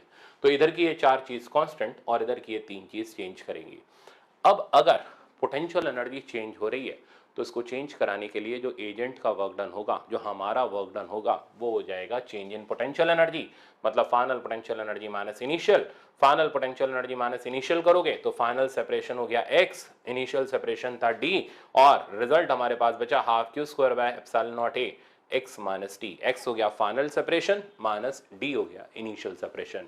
ये हो गया वर्क डन का सवाल जो कि पूछा जाता है सेक्शन से न्यूमेरिकल के फॉर्म में, वो मैं आगे बताऊंगा कैसा न्यूमेरिकल। फिलहाल पहले कंसेप्चुअल आपके सारे क्लियर हो गए, अब आगे बढ़ते हैं। सेम चीज यहां पर है, अब यहां बैटरी कनेक्टेड रहने दी। अब बैटरी कनेक्टेड रहने दी तो क्या क्या चीज पर क्या क्या फर्क पड़ेगा। बैटरी कनेक्टेड रहेंगे तो पोटेंशियल कांस्टेंट रहेगा, ठीक है ना, क्योंकि सेपरेशन चेंज करोगे तो सामने वोल्टेज का सोर्स है वो उसको सेम पोटेंशियल पर ले आएगा, तो पोटेंशियल कांस्टेंट रहेगा। Capacitance inversely proportional to X, capacitance ने चेंज होना ही होना है, उसका बैटरी से कोई लेना देना है नहीं। चार्ज की वैल्यू आप निकालोगे तो वो हो जाएगी सीवी, यानी charge inversely proportional to X. अब charge inversely proportional to X तो फील्ड भी inversely proportional to X. Force जो आ रही है वो inversely proportional to X square, क्योंकि force proportional to Q square थी। तो यहां पर क्या क्या चीजें चेंज कर रही हैं, यहां पर पोटेंशियल बस खाली कांस्टेंट है, बाकी सब चीजें चेक करो, 1 2 3 4 5 6, ये 6 की 6 चीजें चेंज कर रही हैं। तो टोटल 7 चीजों में से सिर्फ एक चीज कांस्टेंट रही, वो हुआ पोटेंशियल, बाकी सब डिक्रीज कर गए। अब फोर्स कैसे डिक्रीज किया, inversely proportional to X square. Graph पूछा तो डिक्रीजिंग ग्राफ बनेगा। फील्ड कैसे डिक्रीज किया, inversely proportional to X. Q कैसे डिक्रीज किया, इनवर्सली प्रोपोर्शनल टू एक्स। सब एक जैसा पैटर्न फॉलो कर रहे हैं, बस किसी में एक्स है किसी में एक्स स्क्वायर है। तो अब मैं आता हूं सवाल पर। तो एक कैपेसिटर बैटरी से कनेक्टेड है, हम प्लेट के बीच का सेपरेशन बढ़ा रहे हैं, बताओ फोर्स कांस्टेंट रहेगी या चेंज करेगी। तो अगर सेपरेशन बढ़ा रहे हैं तो force inversely proportional to X square है, यानी वहां पर जो फोर्स होगी वो फोर्स कम हो जाएगी। अगर सेपरेशन डबल करेंगे तो फोर्स तो होगी वो क्या हो जाएगी, सेपरेशन डबल करने पर फोर्स होगी वो 1/4 हो जाएगी, ठीक है ना, स्क्वायर लग के। सेपरेशन आधा करेंगे तो फोर्स तो होगी वो 4 टाइम्स हो जाएगी। तो ये ध्यान रखना, जब बैटरी कनेक्टेड होती है तो फोर्स चेंज करती है, डिसकनेक्टेड होती है तो फोर्स कांस्टेंट रहती है। ये आपका काफी काम का सवाल था। नेक्स्ट, अब जो मैं न्यूमेरिकल बोल रहा था वही है, कहता है parallel plate capacitor has plate area A and separation D, it is charge to a potential difference V naught. हमें बैटरी का वोल्टेज दे रहा है V naught, the charging battery is disconnected. अब डिस्कनेक्टेड हो गई तो पहले भाई चार्ज निकाल लो, तो चार्ज की वैल्यू हो गई सी वी नॉट, सी की वैल्यू हो गई epsilon naught A by D into V naught. ये हो गया इनिशियल चार्ज। अब करना क्या है वो बताओ। तो कहता है the plates are pulled apart 3 times, plates को 3 टाइम्स, मतलब अगर पहले का सेपरेशन डी था तो नया सेपरेशन 3D कर दिया। Then work done required to separate plate. आ गया ना देखो न्यूमेरिकल, तो वर्क डन। अब चलाओ फॉर्मूला, तो या तो फॉर्मूला चलाओ, नहीं तो आप डायरेक्ट अपना you final minus you initial लगा सकते हो। तो you final half Q square तो मैंने बाहर ले लिया, क्योंकि क्यू कांस्टेंट है, तो 1/c final minus 1/c initial, और यहां पर हम डाटा सेट कर दें।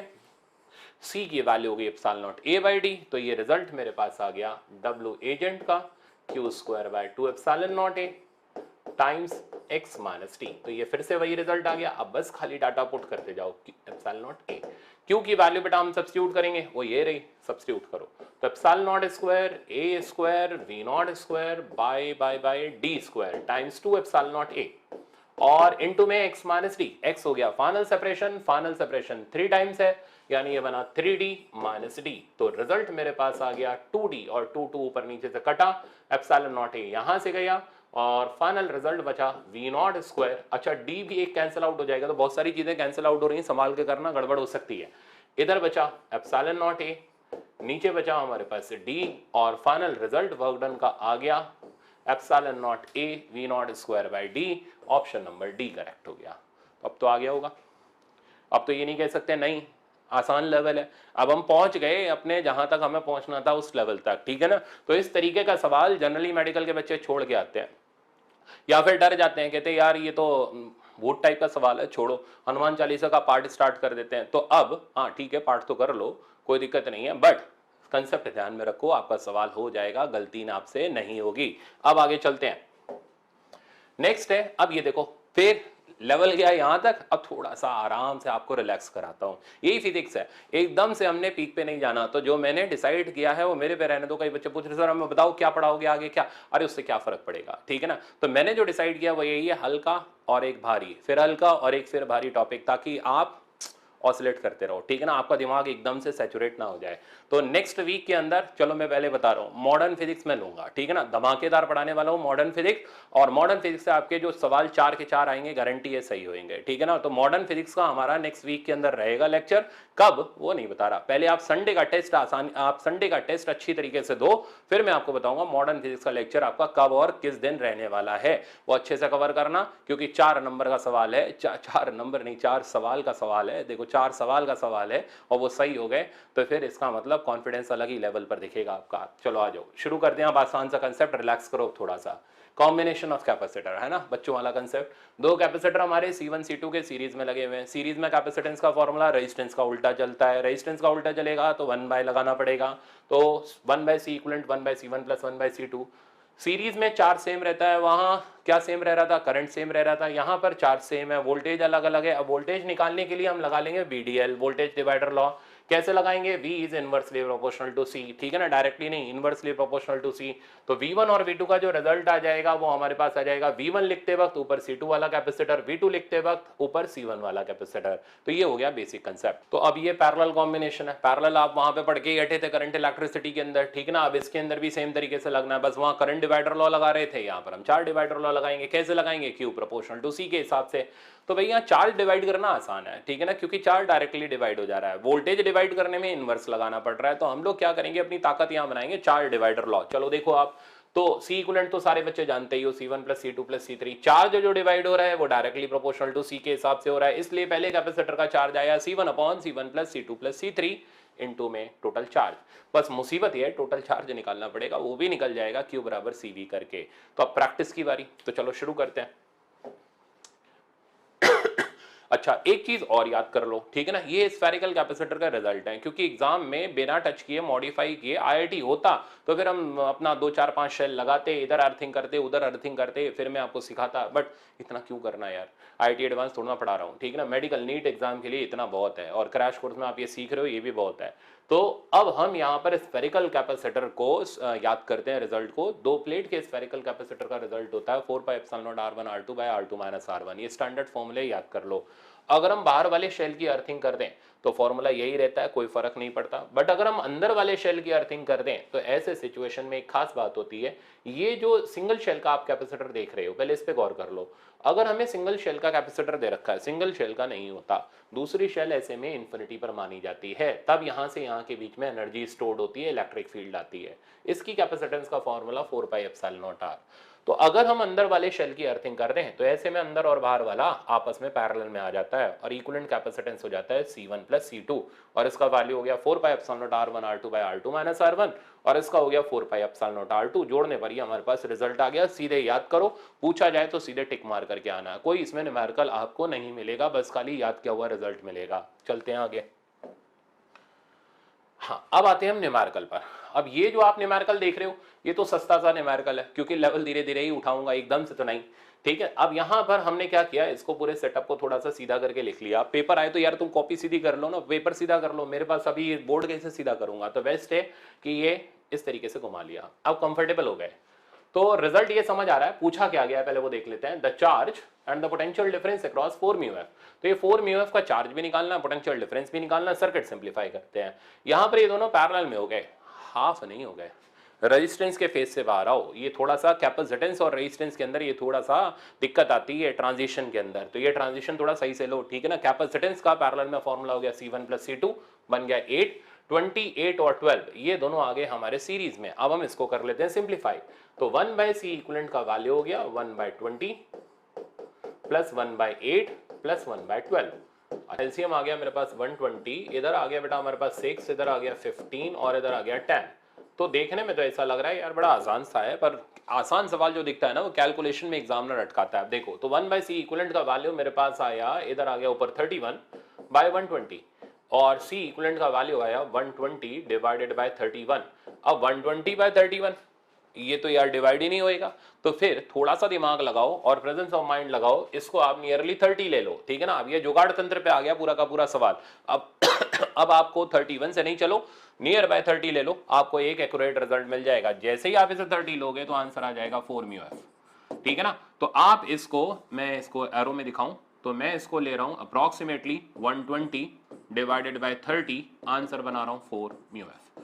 तो सी इक्विवेलेंट आ गया बेटा 4 म्यू एफ। अब हम क्या करेंगे, तो देखा ना, देखने में बड़ा आसान लग रहा था, पर ये सवाल करते करते कैलकुलेशन में इसने अटका दिया। तो ऐसा ही एग्जाम है हमारा। अब हम क्यू नेट निकालते हैं या टोटल चार्ज की वैल्यू निकाल लेते हैं कि कितना टोटल चार्ज यहां से बैटरी से फ्लो किया। तो बैटरी का वोल्टेज है इतना और कैपेसिटेंस आया इतना, तो Q बराबर CV लगाया, C की वैल्यू हो गई मेरे पास 4 और चार्ज की बेटा वैल्यू आ गई 1200 माइक्रोकूलम। तो 1200 माइक्रोकूलम का चार्ज बैटरी से फ्लो किया। आप देखते जाओ, सीखते जाना, ठीक है ना, कैसे कैसे मैं इसको आगे ले चल रहा हूं। तो ये चार्ज इधर से चला, इधर चला और सब पर 1200 माइक्रोकूलम का चार्ज किया। अब ये जो 8 माइक्रोफराड है ये दोनों से मिला करके बना है, दैट मींस इधर आने वाला 1200 माइक्रोकूलम दो पार्ट में डिवाइड हुआ। डिवाइडर लॉ लगाने की जरूरत नहीं है क्योंकि दोनों कैपेसिटर सेम है, इसलिए आधा आधा करके हम चार्ज दे देते हैं। तो इधर आ गया मेरे पास 600 माइक्रोकूलम और इधर भी आ गया 600 माइक्रोकूलम। तो चार्ज हो गया कैपेसिटर का 600 माइक्रोकूलम। वोल्टेज लिखना है तो वोल्टेज लिखने का तरीका हो गया Q बाई C। आंसर आ गया हमारे पास 15 यानी 150 आ गया। तो 150 वोल्ट इसका पोटेंशियल डिफरेंस आ गया। चार्ज की वैल्यू 600 माइक्रोकूलम हो गई। ऑप्शन नंबर हमारा 1 करेक्ट हो गया। अप्रोक्सीमेशन समझ आ गया आपको, ठीक है ना। इसकी प्रैक्टिस जरूर कर लेना, देखने में सस्ता था पर भारी सवाल निकल गया इसके अंदर, कैलकुलेशन में आप अटक जाते। अब आगे चलते हैं। अब देखो सेम चीज यहां पर है, ये सवाल आईआईटी का है, देखने में बिल्कुल सिंपल है, ठीक है ना, बट ये काम सही करता है। ये सवाल अगर आप करना सीखे तो आपको कैलकुलेशन में कभी दिक्कत नहीं आएगी क्योंकि कैपेसिटर का ये एक पेटेंटेड प्रॉब्लम होता है, हर एग्जाम में देखता है ये। तो अब इसको हम लोग सॉल्व करते हैं। अब सॉल्यूशन का तरीका ये कि सबसे पहले 6 और 12 इधर ये हो गए सीरीज में, इनको सीरीज में सॉल्व किया और 12 और 6 का कॉम्बिनेशन जो है वो मेरे को मिल गया। यहां मैंने सॉल्व किया C1 C2 by C1 plus C2, that means 4 mu F. 4 और 4 इधर पैरेलल में आ गए, जितनी कैलकुलेशन हम डायग्राम में करें उतना हमारे लिए बढ़िया। तो ये हो गया 4 और 4 पैरेलल में आकर के अब ये ऐड होएगा, 1 बाय मत कर लेना, मैं बार बार बोल रहा हूं, ध्यान रखना। 8 म्यू एफ आ गया। सिमिलरली इधर 8 म्यू एफ आ गया और इधर हमारे पास 1 म्यू एफ पहले ही लगा हुआ था, तो ये ब्रांच में अब ये दोनों सीरीज में आ गए। अब इधर का निपटारा करते हैं। ये दोनों पैरेलल में है तो इधर बन गया मेरे पास 4 और उसके साथ सीरीज में आ गया 8। कहानी ऐसी है कि हमें इसका सी इक्विवेलेंट दे रखा है, उस सी इक्विवेलेंट का वैल्यू 1 म्यू एफ दे रखा है and we have to find out value of C, मतलब इक्विवेलेंट दे रखा है और सी पूछा है। चलो आगे बढ़ते हैं। 8 और 1 अपना सीरीज में हो गए तो ये बना हमारा 8/9 और इधर हमारे पास 8 और 4 सीरीज में हो गए तो ये बन गया हमारे पास 8 into 4/3, दैट मींस 8/3। अब ये 8/9 और 8/3 पैरेलल में हो गए तो बना 32/9। तो ये तो मैंने पहले ही कर रखा है, बट जब आप सॉल्व करोगे ना आपको टाइम लगेगा, ये कैलकुलेशन कर जरूर लेना, नहीं तो वहां एरर होगी। तो आप इस सवाल को करोगे, कैलकुलेट करोगे, इसलिए मैंने ये रखे हैं बिल्कुल सस्ते वाले, सीरीज पैरेलल नहीं रखे, कुछ ना कुछ इसके अंदर ट्विस्टिंग टर्निंग है। ये आ गया मेरे पास 32/9। अब ये फिर इसके साथ सीरीज में, तो 1/c equivalent 1/c plus 9/32 simplify किया और c का वैल्यू निकाला जो कि आ गया 32/23 माइक्रोफराड। जब तक आप इसको सॉल्व नहीं करोगे आपका हाथ नहीं सेट होएगा, ये ध्यान रखना, और आपको सॉल्व करना है पूरा का पूरा। तो ऑप्शन नंबर हमारा डी करेक्ट हो गया। अब ये बताओ समझ आ गया? आगे चलते हैं। अब नेक्स्ट कंसेप्ट हमारा ये है पॉइंट पोटेंशियल, जो आप मेरे से करंट इलेक्ट्रिसिटी में सीख चुके हो, ठीक है ना, इसलिए मैंने इसको दोबारा से यहाँ पॉइंट पोटेंशियल की थ्योरी नहीं रखी। हाँ, मिलीमन के सवाल है, वो सवाल है, ठीक है ना, वो भी हम यहाँ प्रैक्टिस करते हुए चलेंगे। तो सारा का सारा पार्ट अब करंट इलेक्ट्रिसिटी वाला कैपेसिटर के अंदर हम लोग यूज करने जा रहे हैं। तो पॉइंट पोटेंशियल इसके अंदर अप्लाई करते हैं। आज फटाफट से देखते हैं। ये बी है तो इधर साइड बी हो गया, ये ए है। अब इधर का पॉइंट और इधर का पॉइंट सेम पोटेंशियल पर हो गया, 1 और 1 कर दिया। ये दोनों का पॉइंट का नाम मैंने 2 और 2 कर दिया। अब सर्किट को रीअरेंज कर लेते हैं। एक तरफ बी आ गया, बी के बाद मेरे पास 2 आ गया, देन 2 के बाद मेरे पास 1 आ गया और फिर इधर ए आ गया। ये वाला कैपेसिटर मेरा बी से 2 के बीच में कनेक्टेड है, मैंने इसको एज इट इज लगाया, 12 म्यू एफ कर दिया इसका वैल्यू। ये वाला कैपेसिटर हमारे पास 2 से 1 के बीच में कनेक्टेड है, मैंने इसको इधर लगाया, 10 म्यू एफ इसका वैल्यू हो गया। ये वाला कैपेसिटर 1 से 2 के बीच में है तो इधर साइड भी मैंने कितना म्यू एफ है, 5 म्यू एफ का कैपेसिटर लगाया। और ये वाला कैपेसिटर मेरा 9 म्यू एफ का 2 से 1 के बीच में कनेक्टेड है तो मैंने इधर 9 म्यू एफ का कैपेसिटर लगा दिया। लास्ट मेरे पास ये कैपेसिटर कनेक्टेड है 1 से ए के बीच में तो मैंने इधर लगा दिया 1 से ए के बीच में 8 म्यू एफ का कैपेसिटर। अब आप देख सकते हो अपना ये हो गया पैरेलल के अंदर और फिर ये हो गया सीरीज के अंदर। अब आप इसका आंसर खुद निकालो और अपना सी इक्विवेलेंट वहां से कैलकुलेट करो। अच्छा, फिर ये बोल रहा है then the equivalent capacity between A and B and charge on 5 microfarad capacitor. Battery का वोल्टेज दे रखा है 60 वोल्ट। अब आपको बैटरी लगानी है, बैटरी लगाई आपने 60 वोल्ट की, ठीक है ना। अपने आप आपको ये करना है, सी इक्विवेलेंट की वैल्यू निकालो, क्यू की वैल्यू निकालो और चार्ज डिस्ट्रीब्यूट करके जहां का पूछना चाह रहा है वहां का आप चार्ज उसको कैलकुलेट करके दो। ये कंप्लीट करो, फिर आप आगे बढ़ो। आंसर इसका डी करेक्ट है, ठीक है। अब मैं नेक्स्ट प्रॉब्लम पर आता हूं। ये भी हमारा फिर से वही, ठीक है ना, सेम पॉइंट पोटेंशियल का कंसेप्ट है, बट ये बनता है व्हीटस्टोन ब्रिज, क्योंकि यहाँ वायर नहीं लगी हुई, वायर की जगह हमारे पास कैपेसिटर लगे हुए हैं। तो देखो आप, इधर का पोटेंशियल ए है तो इधर तक तो ए रहेगा। अब हम इधर का सेम नहीं कर सकते क्योंकि ये बीच में कैपेसिटर आ गया। तो कुछ भी कर लो, इसको एक्स कर लो, इसको आप वाई कर लो, इधर आप बी कर लो। अब एक तरफ ए आ गया, एक तरफ एक्स किया, एक तरफ वाई किया और एक तरफ मैंने बी किया। ये वाला कैपेसिटर जो है 6 म्यू एफ का, ये ए से एक्स के बीच में कनेक्टेड है। तो 6 म्यू एफ का कैपेसिटर मैंने ए से एक्स के बीच में लगाया, ठीक है, तो ये तो लग गया। अब ये वाला जो कैपेसिटर है 9 म्यू एफ, वो ए से वाई के बीच में कनेक्टेड है, तो इधर मैंने 9 म्यू एफ का कैपेसिटर लगाया। सिमिलरली ये वाला कैपेसिटर मेरा वाई से बी के बीच में कनेक्टेड है, तो वाई से बी के बीच में मैंने लगाया 18 म्यू एफ का कैपेसिटर। सिमिलरली ये वाला कैपेसिटर मेरा एक्स से बी के बीच में कनेक्टेड है, इसको मैंने इधर लगाया 12 म्यू एफ का कैपेसिटर। ये वाला कैपेसिटर मैंने लगाया एक्स से वाई के बीच में, ये आ गया मेरे पास 24 माइक्रोफैराड का कैपेसिटर। अब आप अच्छी तरह देख सकते हो, ये बन गया हमारा व्हीटस्टोन ब्रिज। रेशियो चेक कर लो, यहाँ का रेशियो 1/2, यहाँ का रेशियो भी 1/2 बैलेंस्ड है। इसको उड़ाओ, सीरीज पैरेलल सॉल्व करो, आपको आंसर डी मिलेगा, पर करके फिर आगे बढ़ना। नेक्स्ट है हमारा फिर से पॉइंट पोटेंशियल का कंसेप्ट। अब इस पॉइंट पोटेंशियल के कंसेप्ट में यहां तो मैं एलिमिनेट कर रहा हूं ताकि आपको सीखने का मौका मिल जाए, ठीक है ना। आप ध्यान से देखना, सेम एज इट इज सवाल आपको करंट इलेक्ट्रिसिटी में मिलेंगे। अब मैं एक जगह पे सिखाता, इससे बढ़िया मैंने सिलेक्ट किया दोनों जगह पे सिखा दूंगा, काम भी बन जाएगा, ठीक है ना। तो आज शुरू करते हैं। यहां से यहां तक ये वायर है, इसका नाम ए, इसका नाम ए, इसका नाम ए, तो ये सब सेम पोटेंशियल पर हो गए। इसका कुछ और नाम कर लेते हैं, एक्स कर लेते हैं, इधर बी हो गया। अब ये बी इधर तक लग सकते हो, एक तरफ ए आ गया, एक तरफ एक्स आ गया, एक तरफ बी आ गया। अब अरेंज करो, ये वाला कैपेसिटर हमारा ए से एक्स के बीच में 2 म्यू एफ का अरेंज हो गया। ये वाला कैपेसिटर ए से एक्स के बीच में फिर से 2 म्यू एफ का इधर अरेंज हो गया। ये वाला कैपेसिटर ए से बी के बीच में, तो ए से बी ये रहा, तो ए से बी जाकर के हमने इधर लगाया ये 2 म्यू एफ का कैपेसिटर। सिमिलरली ये कैपेसिटर एक्स से बी के बीच में लगाया और ये हो गया मेरे पास 12 म्यू एफ का कैपेसिटर। तो अब आप मेरे को पहले बताते जाओ कि आपके वो पीछे के सवाल हुए सॉल्व या नहीं हुए, कमेंट में लिखते जाओ आंसर सॉल्व हुए या नहीं हुए, तो मेरे को पता चलेगा आप कर भी रहे हो या नहीं कर रहे हो। तो करते जाना है, छोड़ना नहीं है। जब मैं मेहनत कर रहा हूं तो आप भी मेहनत करो, आपका सिलेक्शन होगा। मेरा तो क्या होगा, ठीक है ना, मैं तो बस खाली आपको पढ़ाने का काम कर रहा हूं, बट सिलेक्शन तो आपने लेना है, डॉक्टर तो आपने बनना है। तो मेहनत करो, सॉल्व करके मेरे को बताते जरूर जाना। तो यहां पर अगर हम सिंप्लीफाई करें, अब तो आराम से कर लोगे, ये दोनों पैरेलल में हो गया 4 और 12 हमारा सीरीज में आ गया, वो बन जाएगा अपना 3 और 2 पैरेलल में हो जाएगा 5। पर आप सॉल्व करो, मेरी तो आदत है, ठीक है ना, आप उसको सॉल्व करो, आंसर मिलेगा आपको 5। ये हुआ हमारा पॉइंट पोटेंशियल का कंसेप्ट। नेक्स्ट, अब ये आता है प्लेट पोटेंशियल। अब प्लेट पोटेंशियल के अंदर क्या होता है कि हमें बहुत सारी प्लेटें यूं करके अरेंज करके दे रखी होती हैं और हमें इक्विवेलेंट कैपेसिटेंस ए और बी के बीच में निकालना होता है। ये अब वहां नहीं कर सकते थे करंट इलेक्ट्रिसिटी में, इसलिए इसको यहां बता रहा हूं। तो मेरी स्ट्रैटेजी इसमें अलग होती है, वो ये है कि सब प्लेट की पहले नंबरिंग कर दो। तो आपने क्या किया, हर प्लेट की नंबरिंग कर दी। अब देखो इधर ये बना एक कैपेसिटर, ये दूसरा, ये तीसरा, ये चौथा, ये पांचवा। तो अगर 6 प्लेट है तो 5 कैपेसिटर आ गए, 7 होती तो 6 आते, n होती तो n-1 कैपेसिटर आते। तो जितनी प्लेट्स हैं उतने कैपेसिटर आ गए। अब तरीका इस सर्किट को सॉल्व करने का ये कि सबसे पहले जितने भी कैपेसिटर्स हैं सबको एक लाइन में लगा दो। तो 1 2 3 4 5 और हमने इनको एक लाइन में लगा दिया। फिर से नंबरिंग कर लो, नंबरिंग में वही नंबर आएंगे जितने हमने अलॉट किए हैं, ठीक है ना। तो चलो देखते जाओ, 1 2 2 3 3 4 4 5 5 6। वायर जोड़ो, तो वायर 2 से 4 के बीच में कनेक्टेड है, तो 2 और 4 के बीच में हमने वायर लगा दी। वायर 3 और 5 के बीच में कनेक्टेड है, 3 और 5 के बीच में हमने वायर लगा दी।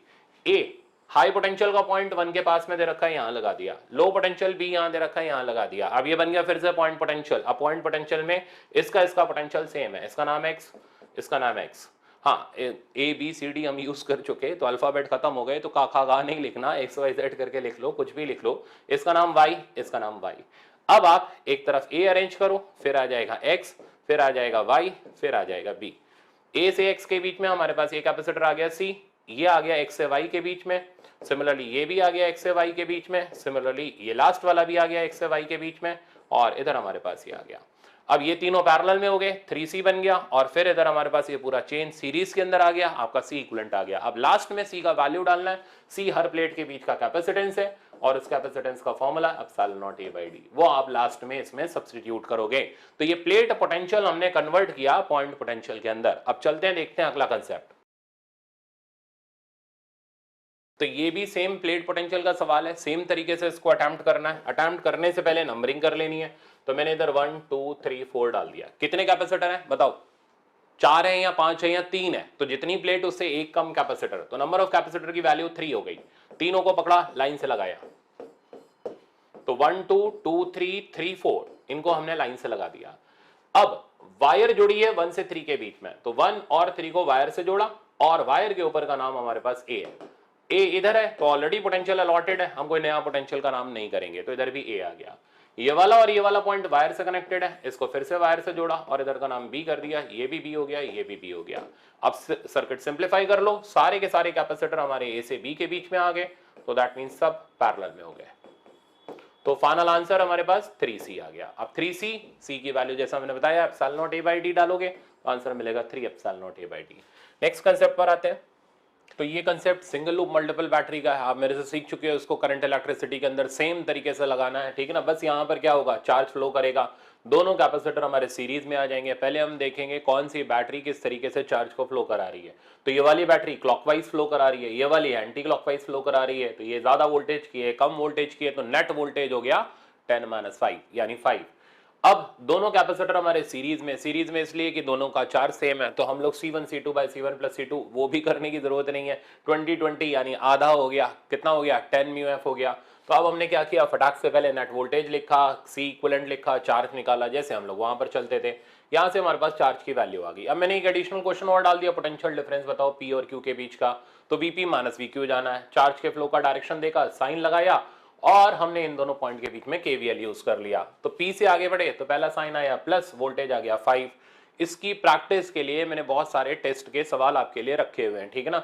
इस टाइम पर प्रैक्टिस मस्ट है, और इधर उधर भाग भाग के प्रैक्टिस नहीं करनी, ये भी कर ले वो भी कर ले, अरे वो टाइम नहीं है। जितना करना है सिलेक्टिव करना है, जो मैं दे रहा हूं उतना करो, सिलेक्शन हो जाएगा, ठीक है ना। फालतू इधर उधर हाथ पांव मारने की आपको जरूरत नहीं है, ठीक है। तो इसलिए वो टेस्ट सीरीज के क्वेश्चन सिलेक्ट कर करके दे रहा हूं कि आपका सिलेक्शन हो जाए, आपका हाथ सेट होए, और जैसा सवाल एग्जाम में आए आप करके आओ।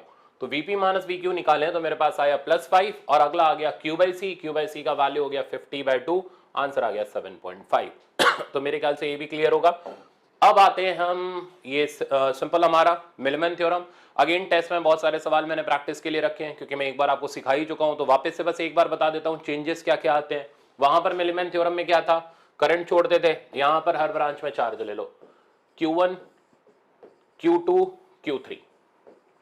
बैटरी की पोलैरिटी लगाओ, जो बैटरी हमारे अकॉर्डिंग चार्ज फेंक रही हो सेम पोलैरिटी, तो हमने चार्ज इधर माना, बैटरी भी इधर दे रही है, सेम पोलैरिटी साइन प्लस। हमने चार्ज इधर माना, बैटरी चार्ज इधर दे रही है, ध्यान से देखते रहना, चार्ज इधर दे रही है, रिवर्स पोलैरिटी, साइन इसका रिवर्स किया, ये बैटरी सेम पोलैरिटी। अब क्या होता था, जहां जहां वहां पर फॉर्मूला आता था E/R, क्या फॉर्मूला था हमारा CPD का, sigma E/R by sigma 1/R। बस अंतर इतना है, जहां 1/R आता है चेंज करके C आ जाएगा, यानी और आसान हो जाएगा, sigma EC by sigma C। ये है हमारी मिलमैन थ्योरम यहाँ की। अब इसको सिंप्लीफाई करोगे तो रिजल्ट बना E1 C1, अगला बना माइनस E2 C2, अगला बना plus E3 C3 divided by C1 plus C2 plus C3। कोई किरचॉफ लॉ लगाने की जरूरत नहीं है। स्टेप 2, अगर चार्ज निकालना है, वहां क्या निकालते थे, करंट निकालते थे। क्या तरीका था, E माइनस V/R। अब तरीका हो जाएगा चार्ज का, E माइनस V/R की जगह इनटू में C आ जाएगा। तो फाइनल रिजल्ट आ गया हमारा करंट निकालने का। ये मैंने आपको यहां पर करंट निकालना दिखाया था, इसको मैं हटा दूं, नहीं तो आप कंफ्यूज हो गए। तो मैं इसको यहां से एलिमिनेट ही कर रहा हूं, और चार्ज निकालने का फाइनल रिजल्ट ही लिख दे रहा हूं। वो रिजल्ट आपको फॉलो करना, आई थिंक वो आपके लिए बेस्ट रहेगा। तो Q निकालने का तरीका हो गया E minus V into C। अब हर ब्रांच की बैटरी CPD और C को मल्टीप्लाई करते जाओ, अपना आंसर लेते जाओ। जो चार्ज नेगेटिव आएगा उसका मतलब वाले चार्ज का डायरेक्शन अपोजिट है, same as it is Millman theorem लगती है। प्रॉब्लम देखो, तो प्रॉब्लम भी मैंने सेम ही रखा हुआ है, आप इसको आराम से अटेम्प्ट कर सकते हो। सारे चार्जेस माने, बैटरी के साइन लगाए, CPD निकाला, CPD का वैल्यू मेरे पास आ गया 2 वोल्ट, ठीक है ना। अब हम हर एक चार्ज को कैलकुलेट करते हैं। Q1 की वैल्यू हो गई E1 minus V into C1। E1 देख लो +10 है, और V की वैल्यू है हमारे पास 2। इसके लिए करंट इलेक्ट्रिसिटी देखा हुआ जरूरी है। मैं फिर बोल रहा हूं, ये नहीं सीधे कूद के आगे कैपेसिटर के ऊपर आप सोचो कि आप समझ लोगे, नहीं भाई, वो लिंक ऐसा मैंने बनाया हुआ है कि ये टॉपिक वो टॉपिक आपस में कनेक्टेड है, पहले वो पढ़ाया तब ये आएगा। अब आगे चलें, यहां से हमारे पास Q की वैल्यू आ गई 80, Q2 की वैल्यू आ गई -440, Q3 की वैल्यू आ गई 360। माइनस साइन का मतलब क्या है? माइनस साइन का मतलब ये है कि हमने जो चार्ज माना है उसका डायरेक्शन अपोजिट होगा। अच्छा, क्या गारंटी है सही है या गलत है? सारे चार्ज हमने आउटगोइंग माने हैं तो सबका सम 0 के बराबर होगा। ऐड करके देख लो 0 मिल रहा है या नहीं मिल रहा है, इससे एक्यूरेसी 100% हमारे पास आ जाएगी। और वो चेक करके देख लो, तो 360 एंड 80 हमारे पास हो गया 440 और -440 कट के 0 हो गया, मतलब सवाल 100% सही है। अब आपकी ड्यूटी है प्रैक्टिस करना, मैं फिर बोल रहा हूं वरना डांट पड़ेगी, ठीक है ना। प्रैक्टिस जरूर करो, प्रैक्टिस नहीं करोगे तो सिलेक्शन नहीं होगा, तो प्रैक्टिस करो इसकी आप खूब जम के। अब नेक्स्ट देखो, हाँ ये चीज जो थी, अब ये मैंने करंट इलेक्ट्रिसिटी में नहीं बताई थी पर वीडियो लेक्चर्स में मैंने ये एलैबोरेट किया हुआ था, तो मैंने इसको यहां पर इस सवाल को ले लिया। तो बात मेरे लिए एक ही है, यहां पढ़ा दूं वहां पढ़ा दूं, दोनों एक ही चीजें मेरे लिए बनती हैं। बट ये चीज बहुत सारी जगह पर मैं वीडियो लेक्चर्स के अंदर अपने इस्तेमाल करता हूं, क्लासरूम के अंदर इस्तेमाल करता हूं, बहुत डिटेल्ड कंसेप्ट रहता है। यहां मैंने बस एक फाइनल रिजल्ट रखा है। अब सुनो, इसको बोलते हैं जंक्शन लॉ। यहां पर आप देख रहे हो ये बहुत सारे कैपेसिटर आकर के एक जंक्शन पर मिल गए, ये इसका जंक्शन है। इस जंक्शन का वोल्टेज हमें नहीं पता, अगर हम इस जंक्शन का वोल्टेज निकाल लें हमारे लिए हर कैपेसिटर एक लाइन का खेल हो जाएगा। अब ये वोल्टेज निकालने के लिए भी सेम मिलीमन थ्योरम लगती है। अगर वहां पर होते कैपेसिटर में तो sigma E by R by 1/r चलता, यहां पर है sigma C V by sigma C चलेगा। आपको कोई इक्वेशन बनाने की जरूरत नहीं, सिर्फ एक लाइन के अंदर खत्म। तो सिग्मा सी वी, अब सी वी क्या हो जाएगा, ये वी हो जाएगा, ये सी हो जाएगा, ये वी ये सी, तो हर किसी का आप सी इंटू वी का प्रोडक्ट लेते जाओ। इसका सी वी हो गया 200, इसका हो गया 0 इंटू 30, तो अगला ये 0 आ गया, इधर हो गया -100, तो फाइनल, और नीचे हमारे पास C1 plus C2 plus C3 आ गया, तो फाइनल रिजल्ट आ गया 30 10 40 और 10 50। तो आंसर आ गया VJ का, यानी जंक्शन का वोल्टेज आ गया 2 वोल्ट। अब जहां का चार्ज चाहिए वहां का चार्ज निकालो। चार्ज कहां से कहां जाएगा, हाई पोटेंशियल से लो पोटेंशियल। तो VJ की वैल्यू हमारे पास आ रही है 2 वोल्ट, तो ये चार्ज आएगा 20 से यहां की तरफ, और इस चार्ज का वैल्यू हो जाएगा C इंटू डेल्टा वी, जहां डेल्टा वी हो जाएगा पोटेंशियल डिफरेंस। तो रिजल्ट आ गया 20 - 2 इंटू 10। इसी तरीके से हमने Q2 निकाला, इसी तरीके से हमने Q3 निकाला। क्या सबूत है कि सही है? इनकमिंग बराबर आउटगोइंग चेक कर लो, ये सबूत है कि यहां पर सवाल सही है। तो ये भी हमारा एक मोस्ट इंपॉर्टेंट रिजल्ट था। नेक्स्ट आगे चलते हैं। अब ये जो था, ये पैरेलल प्लेट में जो आपने अभी रिजल्ट सीखा मेरे से, वो स्फेरिकल प्लेट में हमने लगा दिया। दो स्फेरिकल प्लेट है, चार्ज है, Q1 Q2 के दोनों चार्ज है, कॉन्टैक्ट में लाते हैं, ठीक है ना। ये same result as it is potential में भी बनता है, पोटेंशियल के अलावा हमारा कूलम्स लॉ के अंदर भी बनता है। तो किसी एक जगह तो बताना ही था, तो यहाँ डिटेल से देख लो। तो हम लोग क्या करेंगे, जब इन दोनों को आपस में कांटेक्ट में लाएंगे तो फाइनल पोटेंशियल दोनों का सेम होगा, और वो पोटेंशियल का फॉर्मूला भाई same C1 V1 plus C2 plus तब लगेगा जब लाइक है, अनलाइक होंगे तो वो माइनस वाला आ जाएगा। तो C1 V1 plus C2 V2 bye C1 plus C2। अब स्फेरिकल कैपेसिटर की कैपेसिटेंस क्या बताई थी, पहले बताओ कितनी बताई थी, लिखो कमेंट में, ठीक है ना, ताकि देखो तो याद है या भूल गए। तो स्फेरिकल कैपेसिटर की कैपेसिटेंस थी 4/ε0r, तो C की जगह मैंने प्रोपोर्शनलिटी में R डाल दिया, क्योंकि 4/ε0 वो 4 पाई तो निकल लिया बेचारा, ठीक है ना, वो 4 पाई की तो 4 पाई खड़ी हो गई, ठीक है ना, तो 4/ε0 निकल गया। तो रिजल्ट बना R1 V1 plus R2 V2 divided by R1 plus R2। अच्छा, इसमें हीट डेवलप निकालनी है, तो ये हीट का हमारा फॉर्मूला था, C1 C2 की जगह डाला वही सेम, 4/ε0 एक बचा रहेगा, और R की जगह आ जाएगा R1 R2 bye R1 plus R2 into V1 minus V2 का होल स्क्वायर। फाइनल चार्जेस निकालने हैं, C1V C2V करके निकाल सकते हो। तो ये भी हमारा रिजल्ट था, ये रिवाइज करना भी जरूरी है। अब सिमिलरली चेक करो कैसी पोलैरिटी है, अनलाइक वाले, ठीक है ना, इनको जोड़ेंगे तो रिजल्ट में हमारे थोड़े से चेंजेस आ जाएंगे, C1 V1 minus C2 V2 बन जाएगा, और हीट के फॉर्मूले में V1 प्लस V2 बनेगा। नेक्स्ट देखो, नेक्स्ट ये फिर से एक डायरेक्ट याद करने वाला रिजल्ट है, इसमें आपको कोई रिस्क नहीं लेना, रटना है बस, बात खत्म, ठीक है ना। तो ये रिजल्ट रटा हुआ होना चाहिए। बहुत छोटी छोटी ड्रॉपलेट को कंबाइन करके एक बड़ी ड्रॉपलेट बना दिया, तो बड़ी ड्रॉपलेट के पोटेंशियल बाय छोटी ड्रॉपलेट के पोटेंशियल का रेशियो कितना होता है। तो सबसे पहले हम क्या करते हैं, चार्ज कंजर्वेशन लगाते हैं, बड़ी ड्रॉपलेट का चार्ज निकालते हैं, वो आ गया NQ, वॉल्यूम कंजर्वेशन से रेडियस का रिलेशन निकालते हैं, डेरिवेशन नहीं करना, रिजल्ट याद करो।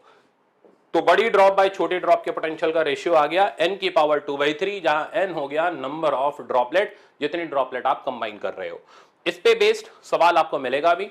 अब जैसे ये देखो 1000 small water droplet, each of radius small r and charge q coalesce to form, coalesce मतलब combine to form a one spherical drop। The potential of big drop is larger than that of the smaller drop by a factor of. तो potential by big by potential of small का हमने ratio use कर लिया, n की power 2/3, number of droplet होगी 1000 की power 2/3, 1000 हो गया 10 का क्यूब, कटा, आंसर आया 100। तो बड़ी ड्रॉपलेट का पोटेंशियल, बिग ड्रॉपलेट का potential is 100 times small droplet का पोटेंशियल, तो आंसर बना 100। नेक्स्ट देखो, नेक्स्ट है हमारा वही स्फेरिकल कैपेसिटर का। देखो, two metallic charge sphere with radii 20 centimetre and 10 centimetre have 150 microcoulomb positive charge. The common potential after they are connected by conducting wire. तो कॉमन पोटेंशियल पूछा, उड़ा दो सवाल को, कहीं का मत छोड़ो उसको। तो 150 इधर है, 150 इधर है, रेडियस दोनों के अलग अलग है। कॉमन पोटेंशियल का formula C1V1 plus C2V2 by C1 plus C2। और यहां पर हमारे पास, अब देखो मैंने क्या किया, थोड़ा दिमाग लगा दिया, R1V1 किया नहीं, क्योंकि मेरे को V थोड़ा दे रखा था। C1V1 क्या चीज हो गई, इसका इनिशियल चार्ज हो गया, तो मैंने इसको थोड़ा सा चेंज किया, Q1 plus Q2 divided by 4 pi epsilon not times R1 plus R2। अब इसको कैलकुलेट किया, Q1 प्लस Q2 बन गया हमारा 300 माइक्रोकूलम, माइक्रोकूलम इधर निकल गया, और 1 बाय 4 पाई एप्सिलॉन नॉट बना 9 इंटू 10 की पावर 9, और नीचे R1 प्लस R2 की वैल्यू डाली। और कैलकुलेशन एक बार आप जरूर कर लेना, आपका हाथ इस सवाल में सेट मिलना है मेरे को, ठीक है ना, ये नहीं कि छोड़ करके आगे निकल लिए। तो इस सवाल को कंप्लीट करो, फिर आगे मूव करो। नेक्स्ट, अब फिर से हमारे पास एक लॉजिकल, और फिर इसके बाद आप देखोगे प्रॉब्लम, देखो प्रॉब्लम देखते ही आप खुश हो जाओगे। AIPMT 2014 का प्रॉब्लम है, ग्राफ का प्रॉब्लम है, ये कराऊंगा। देखो अब सीखो, जैसे अभी आपने थोड़ी देर पहले बैटरी डिस्कनेक्टेड में सेपरेट करना, पास लाना सीखा था, और बैटरी कनेक्टेड में सीखा था, सेम सीन है। टॉपिक का नाम है इंसर्शन ऑफ डाइलेक्ट्रिक। अब हम अगर एक चार्ज कैपेसिटर में डाइलेक्ट्रिक इंट्रोड्यूस करते हैं तो क्या क्या फर्क पड़ते हैं, बेसिक कंसेप्ट पर अच्छी तरह जोर देना। बैटरी इज डिस्कनेक्टेड और यहां पर बैटरी इज कनेक्टेड। अगर बैटरी रिमूव कर दिया जाए तो कैपेसिटी k टाइम्स हो जाती है, बेसिक है, सबको पता है। चार्ज जो होता है वो मैं बता ही चुका, कांस्टेंट होता है। पोटेंशियल डिफरेंस k से कम हो जाता है, फील्ड जो होती है वो भी k से कम हो जाती है। यानी अगर एक कैपेसिटर बैटरी से कनेक्टेड है और उसके अंदर अगर डाइलेक्ट्रिक डालते हो तो फील्ड E/K हो जाती है, ठीक है ना, याद रखना है। पोटेंशियल एनर्जी U/K हो जाती है, सारे ही डिक्रीज कर जा रहे हैं, सिर्फ चार्ज कांस्टेंट है। और कैपेसिटी जो है उसने तो बढ़ना ही बढ़ना है, k टाइम्स हो जाती है। सिमिलरली इधर देखो, अगर हम बैटरी से कनेक्टेड कैपेसिटर के अंदर डाइलेक्ट्रिक इंट्रोड्यूस करें तो कैपेसिटी बढ़ गई, चार्ज भी बढ़ गया, but potential difference field constant रही और पोटेंशियल एनर्जी U/K हो गई। अच्छा, इनका कंसेप्ट मैंने डिटेल से वीडियो लेक्चर में बताया हुआ है, बट अब उसको इतना समझने के लिए बहुत ज्यादा टाइम चाहिए, ठीक है ना। उतनी थ्योरी के लिए अगर मैं लगा दूंगा तो मेरे 2 लेक्चर अभी के अभी निकल जाएंगे, 1.5 घंटे के, और फिर आपको समझ आएगा फुल डिटेल में ये चला कैसे। तो खैर हम उस पार्ट को स्किप कर रहे हैं, हम यहाँ अप्लाइड रिजल्ट्स को देख रहे हैं। आप इन रिजल्ट्स को लिखो, याद करो, अब दिमाग लगाने का टाइम नहीं है, जो दे रहा हूं वो चीज याद करो। तो हमारे पास फील्ड आ गई, तो याद क्या करना है, मोस्टली फील्ड का सवाल बनता है। तो अगर एक चार्ज कैपेसिटर में डाइलेक्ट्रिक डाला जाए और बैटरी डिस्कनेक्टेड हो तो फील्ड E/K हो जाती है, और अगर बैटरी कनेक्टेड हो फील्ड में कोई चेंज नहीं आता है, फील्ड कांस्टेंट रहती है, ये याद रखना है। अब सवाल देखो, तो ये हमारे पास एक कैपेसिटर था और यहां एक डाइलेक्ट्रिक था K1, यहां एक डाइलेक्ट्रिक था K2, बाकी हवा भरी हुई थी। हवा भरी मतलब एयर था, ठीक है ना, एयर या वैक्यूम कुछ भी ले सकते हो। ओके, K1 और K2 में दे रखा है K1 is less than K2, मतलब ये स्मॉल है और ये लार्ज है, बैटरी यहां डिस्कनेक्टेड है। हमें वेरिएशन ऑफ फील्ड बताना है, तो मैंने क्या किया, इसका एक अलग सेपरेट डायग्राम ले लिया। अब क्योंकि यहां पर एयर है तो एयर का डाइलेक्ट्रिक कांस्टेंट हो गया 1, तो यहां की जो फील्ड होगी वो तो E0/K यानी E0 ही रहेगी, क्योंकि K का वैल्यू 1 है। यहां की फील्ड होगी हमारी E0/K1, कम हो गई, कितने से, क्यों, क्योंकि बैटरी डिस्कनेक्टेड है, अगर कनेक्टेड रहती तो फील्ड चेंज नहीं होती। यहां की फील्ड E0 हो गई, यहां की फील्ड हमारे पास हो गई E0/K2, यहां की फील्ड फिर से E0 हो गई। तो अब कुल मिलाकर के अगर हम ग्राफ बनाए तो इतने रीजन में E0, फिर अगले में E0/K1। अब पहले ये देखना पड़ेगा कौन सी फील्ड बड़ी है, कौन सी फील्ड छोटी है, क्योंकि K1 K2 में झगड़ा चल रहा है।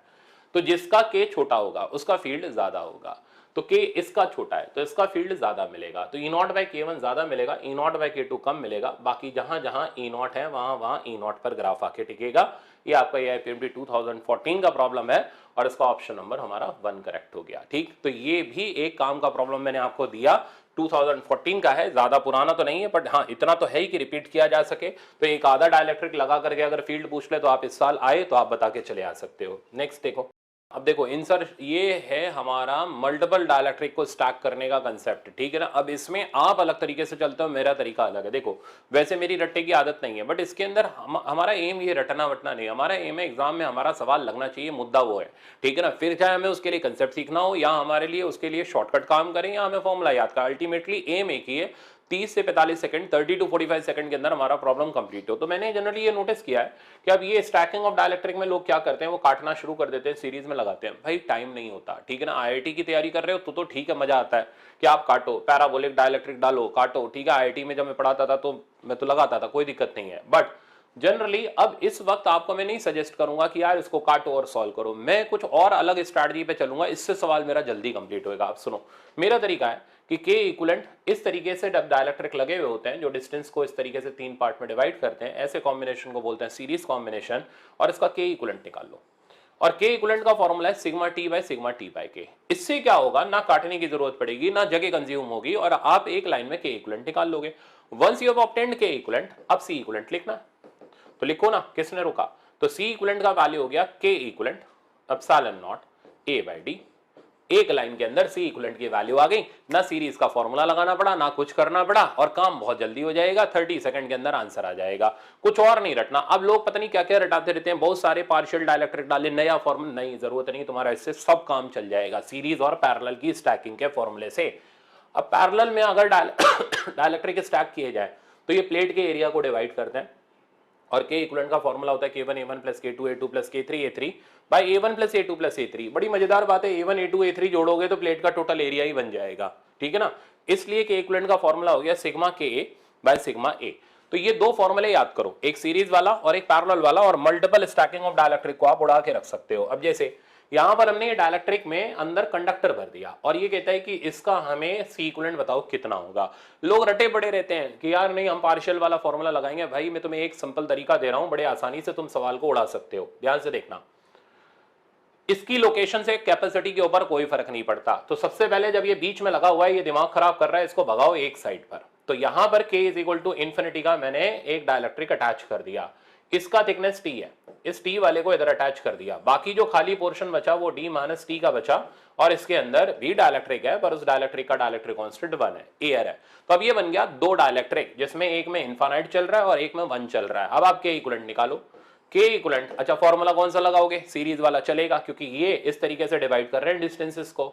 तो सीरीज वाला फॉर्मूला सिग्मा डी या सिग्मा टी बाय के, या डी बाय के, जो मर्जी है वो लिखो, क्या फर्क पड़ता है। सिग्मा डी जोड़ने पर बनेगा टोटल डिस्टेंस यानी डी। अब हर का डी बाई के लेना है, तो इसका डी बाई के हो गया 0, क्योंकि टी बाई इन्फिनिटी बनेगा 0, और इसका डी बाई के बना डी माइनस टी बाई के, ऊपर चला गया के। तो आपके पास के इक्विवेलेंट की वैल्यू आ गई, और के इक्विवेलेंट की वैल्यू आ गई डी टाइम्स के बाई डी माइनस टी। अब आपको सी इक्विवेलेंट की वैल्यू निकालनी है, तो सी इक्विवेलेंट की वैल्यू आ गई के equivalent epsilon naught A by D.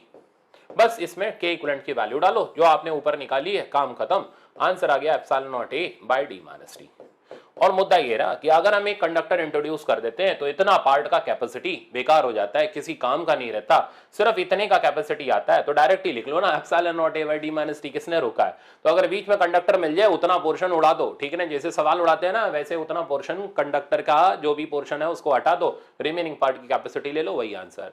अब अगर आपने पूरा ही कंडक्टर भर दिया उसके अंदर तो भाई पूरा सवाल ही उड़ा दो, कैपेसिटेंस की वैल्यू हमारी इनफाइनाइट हो जाएगी, 0 नहीं होगी, ये ध्यान रखना। तो कंडक्टर भर दिया, या फिर ऐसे करके स्प्रिंग जोड़ दिया, या वायर जोड़ दिया, या व्हाटएवर, कोई भी कंडक्टिंग बॉडी से दोनों प्लेट को जोड़ दिया, तो के इक्विवेलेंट की वैल्यू इनफाइनाइट होगी, सी इक्विवेलेंट की वैल्यू 0 नहीं होगी, इनफाइनाइट होगी।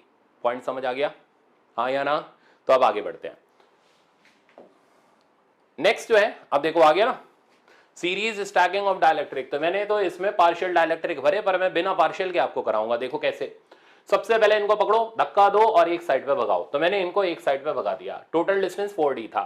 अब हर डाइलेक्ट्रिक का dielectric constant k 2k, separation d 2d, और बाकी बची एयर। तो मैंने क्या किया, सीरीज वाला फॉर्मूला चलाया, के इक्विवेलेंट की वैल्यू निकाली, सिग्मा टी बाई के, या जो मर्जी है वो यूज करो formula. Ultimately distance total plate के बीच का बनना है, वो प्लेट के बीच का जो सेपरेशन हो गया वो अब d नहीं है बेटा ना, 4d है, डिवाइडेड बाय हर किसी का d बाई के लिया, आंसर के इक्विवेलेंट का आया 4k बाई 2 प्लस के, और फिर सी इक्विवेलेंट की वैल्यू निकाल दी। अब आप प्रैक्टिस करो, फिर आगे चलो। मैंने बहुत सारे सवाल दिए हैं टेस्ट में, इसके डरने की जरूरत नहीं है। ऐसा प्रैक्टिस हो जाएगा टेस्ट के अंदर कि आपका डायलैक्ट्रिक आएगा, आपका हाथ नहीं अटकेगा, ठीक है ना, आप डायलैक्ट्रिक को खत्म कर लोगे। चलो अब आगे बढ़ते हैं।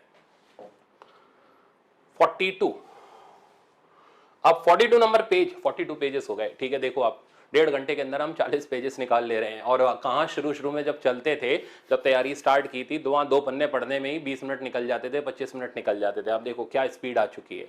तो हम लोग बहुत तेज स्पीड पे आ गए, ठीक है ना। अब यही स्पीड पे चलते रहे, 1 महीने के अंदर पूरी फिजिक्स कराऊंगा आपको। अब इसको बोलते हैं मल्टीपल स्टैकिंग। अब मल्टीपल स्टैकिंग भाई यहाँ पर अब कैसे काटे, तो कई लोग कहते हैं ऐसे काट दो। अरे दर्जी थोड़ा ना, ऐसे काट दो, ऐसे काट दो, लॉजिक होएगा ना, कुछ दिमाग तो लगाना होगा। ये थोड़ा ना जहां आए वहां काट दो, ठीक, ऐसे थोड़ा ना चलेगा काम। तो इसको कट करने का एक स्पेशल तरीका होता है। ये हमारी घर की खेती तो है नहीं कि यहाँ आए ऐसे काट दिया, यहाँ गए ऐसे काट दिया, सर ऐसे भी काट दो, ठीक है ना। ऐसे कोई कट थोड़ा ना लगा रहे हैं यार, इसके अंदर कोई ऑपरेशन थोड़ा ना कर रहे हो, अभी डॉक्टर थोड़ा बन गए कि नहीं आ जाओ सर इसको काट देते हैं, ऑपरेशन कर देते हैं। तो दिमाग लगाना है। दिमाग क्या है, अब हंसी तो आ रही होगी, अभी कंट्रोल करो, दिमाग इधर लगाओ, कंसेप्ट में लगाओ। तो दिमाग ऐसे लगाना है कि जब भी हम किसी चीज़ को कट करते हैं, घर की खेती नहीं है, जब भी हम कट करेंगे तो कट करने पर पोटेंशियल चेंज नहीं होना चाहिए, ठीक है ना। एक बार AIPMT ने इसका सवाल दे दिया था, पर वो ज़्यादा ही खुशी में थे, मतलब बहुत ज़्यादा खुश हो गए थे, मेरा पेटेंट डालोगे तो खुश हो गए थे, सवाल ही गलत कर गए, मतलब गलत सवाल बना गए। अब बच्चे जूझ रहे हैं उससे, सवाल का आंसर निकाल रहे हैं, आंसर ही नहीं है। तो कई सारे AIPMT में सवाल ऐसे हो जाते हैं जो गलत हो जाते हैं। अगर नहीं बन रहा तो 2 ही कारण है, या तो तुम गलत हो या उसमें सवाल ही गलत आया है। तो अपने ऊपर भरोसा रखो, कंसेप्ट पर भरोसा रखो, ठीक है ना। आपका कंसेप्ट सही है, हो सकता है वहाँ पर बोनस होगा, ठीक है ना, वो सबको मिलेगा।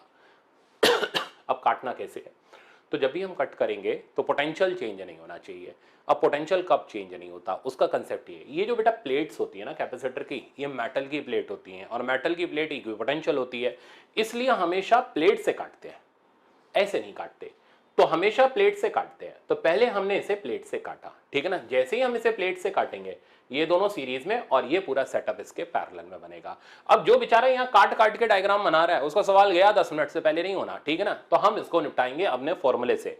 तो पहले हम सीरीज की स्टैकिंग कर देते हैं। तो मैंने 1 और 2 का के इक्विवेलेंट निकाला, फॉर्मूला वही लगाया, और देखो K1 2 की वैल्यू मेरे पास आ गई 4K।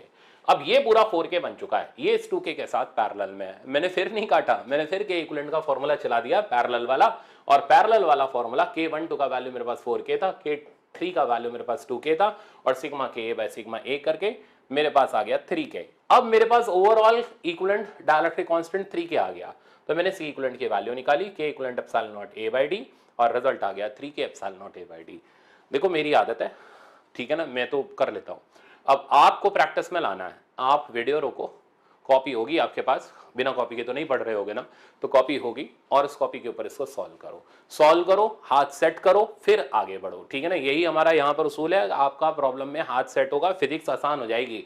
नहीं सेट होगा, एग्जाम में सोचोगे जाकर के हम वहां कर लेंगे, तो वहां नहीं होएगा, वहां प्रेशर में आप दब जाओगे, आपसे सवाल नहीं होगा। अभी करो, अभी कंप्लीट करो, फिर आगे बढ़ो। और टेस्ट वाले में जरूर कंप्लीट करना, छोड़ना नहीं है, ठीक है ना। टेस्ट के अंदर ये नहीं, अच्छा कई बच्चे ऐसा भी कर रहे होंगे कि चलो ये क्वेश्चन है नहीं आ रहा, चलो सीधे वीडियो पे जंप करते हैं। अरे भाई नहीं, आपको पहले टेस्ट में देखना है क्वेश्चन, खुद मेहनत करनी है। नहीं आए पहले PDF सॉल्यूशन देखो, उसमें भी आप मेरी बात समझ रहे हो ना, क्योंकि अब आपकी मेरी ट्यूनिंग बन चुकी है। आप PDF सॉल्यूशन देखोगे, आपको आ जाएगा, फिर आपको रिक्वायर्ड है तो वीडियो देखो। ये प्रोसेस होता है, ये नहीं सीधे आगे और पकी पकाई खिचड़ी खा ली, ऐसा नहीं करना। अब आते हैं लास्ट पर, ये है CR सर्किट। अब सीखो इसको, CR सर्किट को, ठीक है ना। CR सर्किट में 2 स्टेट्स आती हैं। एक आती है हमारी पहले तो जनरल स्टेट की बात कर लेते हैं। हमने एक कैपेसिटर और रजिस्टर को, कैपेसिटर अपना वही 0 चार्ज वाला था, ठीक है, इनिशियली कोई चार्ज नहीं था, बैटरी से कनेक्ट किया, बैटरी ने धीरे धीरे से चार्ज देना स्टार्ट किया, और किसी टाइम इंस्टेंट पर इस पर चार्ज क्यों आ गया, ठीक है। अच्छा ये तो मैं डायग्राम हटा रहा हूं, क्योंकि ये नहीं तो आपको कंफ्यूज करेगा। तो ये तो T=0 का स्टेटस था। अब किसी भी जनरल टाइम पर कैपेसिटर के ऊपर जो चार्ज आया वो हमने Q माना, सर्किट के अंदर जो करंट आया वो हमने dQ/dt ले लिया। इसको बोलते हैं ग्रोथ ऑफ चार्ज। और इसकी जो इक्वेशन होती है स्टैंडर्ड इक्वेशन, याद करो, Q0 1 - e⁻ t/τ। ये टाउ नहीं, टाउ, ठीक है ना। तो ये टाउ CR के बराबर होता है। इसको बोलते हैं टाइम कांस्टेंट, और इसका यूनिट ऑफ डायमेंशन टाइम जैसा होता है, इसलिए इसको टाइम कांस्टेंट बोलते हैं। डिफरेंशिएट करने पर करंट की इक्वेशन आती है, वो आती है I0 e⁻ t/τ। ये दो इक्वेशंस रही। अब सुनो ध्यान से, आई नॉट को बोलते हैं मैक्सिमम करंट और क्यू नॉट को बोलते हैं मैक्सिमम चार्ज। इन दोनों के जो फॉर्मूले होते हैं रटे रहने चाहिए, मैक्सिमम करंट और मैक्सिमम चार्ज। तो मैक्सिमम चार्ज की वैल्यू हो गई सीई और मैक्सिमम करंट आई नॉट की वैल्यू हो गई ई बाई आर। ये दोनों हमारे स्टैंडर्ड रिजल्ट्स में से एक है। अब आप आगे ग्राफ देखो, इसका जो ग्राफ बनता है वह एक्सपोनेंशियली इंक्रीजिंग बनता है। अब एक बड़ी खतरनाक ट्रिक दे रहा हूं, ध्यान से सुनना। इस ग्राफ में अगर हम यहां पर टेंजेंट बनाएं तो ये टेंजेंट का जो स्लोप है, इस स्लोप ऑफ टेंजेंट को अगर हम कैलकुलेट करें टेन थीटा नॉट, तो ये होगा, मैं यहां पर कर रहा हूं, तो slope at T equals to 0, ये स्लोप जो हमें मिलेगा, अब किसी भी लाइन का जो स्लोप होता है वो होता है D Y by D X, तो वो हो गया D Q by D T, और D Q by D T और कुछ तोड़ना, वो तो हो गया आई नॉट, और आई नॉट की वैल्यू हमारे पास कितनी हो गई ई बाई आर। तो t इज इक्वल टू 0 पर मिला हुआ स्लोप हमें आई नॉट के बारे में जानकारी देता है। जितना स्लोप ज्यादा उतना ई बाई आर ज्यादा, ठीक है ना, ये अच्छी तरह समझना। जितना स्लोप कम, अब स्लोप कम ज्यादा कैसे होगा, लाइन जितना वर्टिकल होगी स्लोप ज्यादा, जितना हॉरिजॉन्टल होगी स्लोप कम, तो जितना स्लोप ज्यादा उतना ई बाई आर का फैक्टर ज्यादा। ये तो हो गया पहला पॉइंट। क्यू नॉट को हम बोलते हैं वही पुराना मैक्सिमम चार्ज, फॉर्मूला हो गया सीई।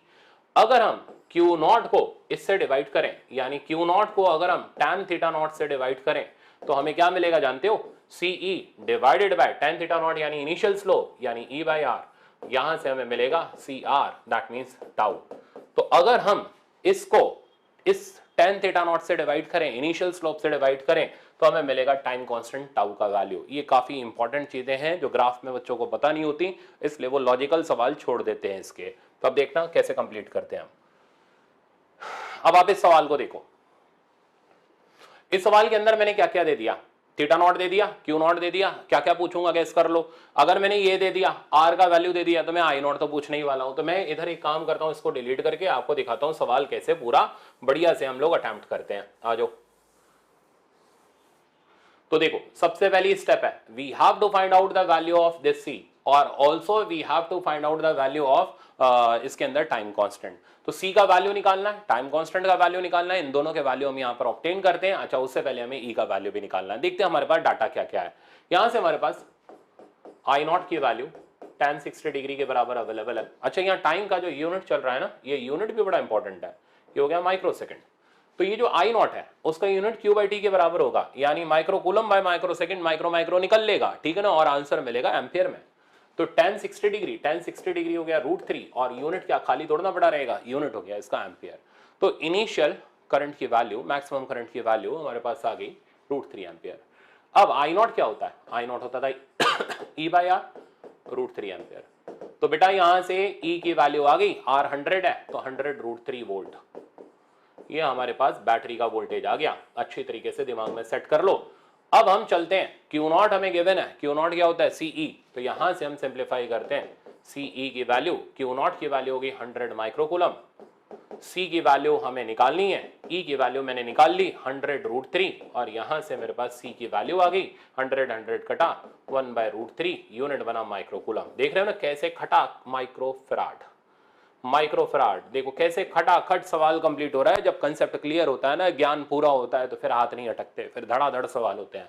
थर्ड स्टेप, टाउ निकालना है। टाउ का वैल्यू हो गया Q naught by tan theta naught, और जैसे ही आप इसको करोगे Q naught by tan theta naught को, क्यू नॉट ये रहा, tan थीटा नॉट ये रहा, तो आंसर आ जाएगा 100 माइक्रोकूलम डिवाइडेड बाय √3 एम्पेयर, और आंसर आ गया 100/√3, और यूनिट क्या बनता है टाइम कांस्टेंट का, माइक्रो सेकंड।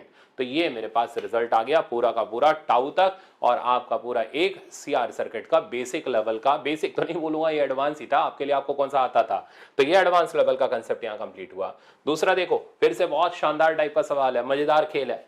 कहता है ये दो सर्किट है, दोनों में बैटरी तो सेम है, C1 R1 C2 R2 अलग अलग है। कहता है इस ग्राफ के हिसाब से बताओ कौन कैसा होगा, कौन बड़ा होगा, कौन छोटा होगा, टाउ के बारे में बताओ, सब बताओ। तो खेल समझो। सबसे पहले इनिशियल स्लोप पर आते हैं।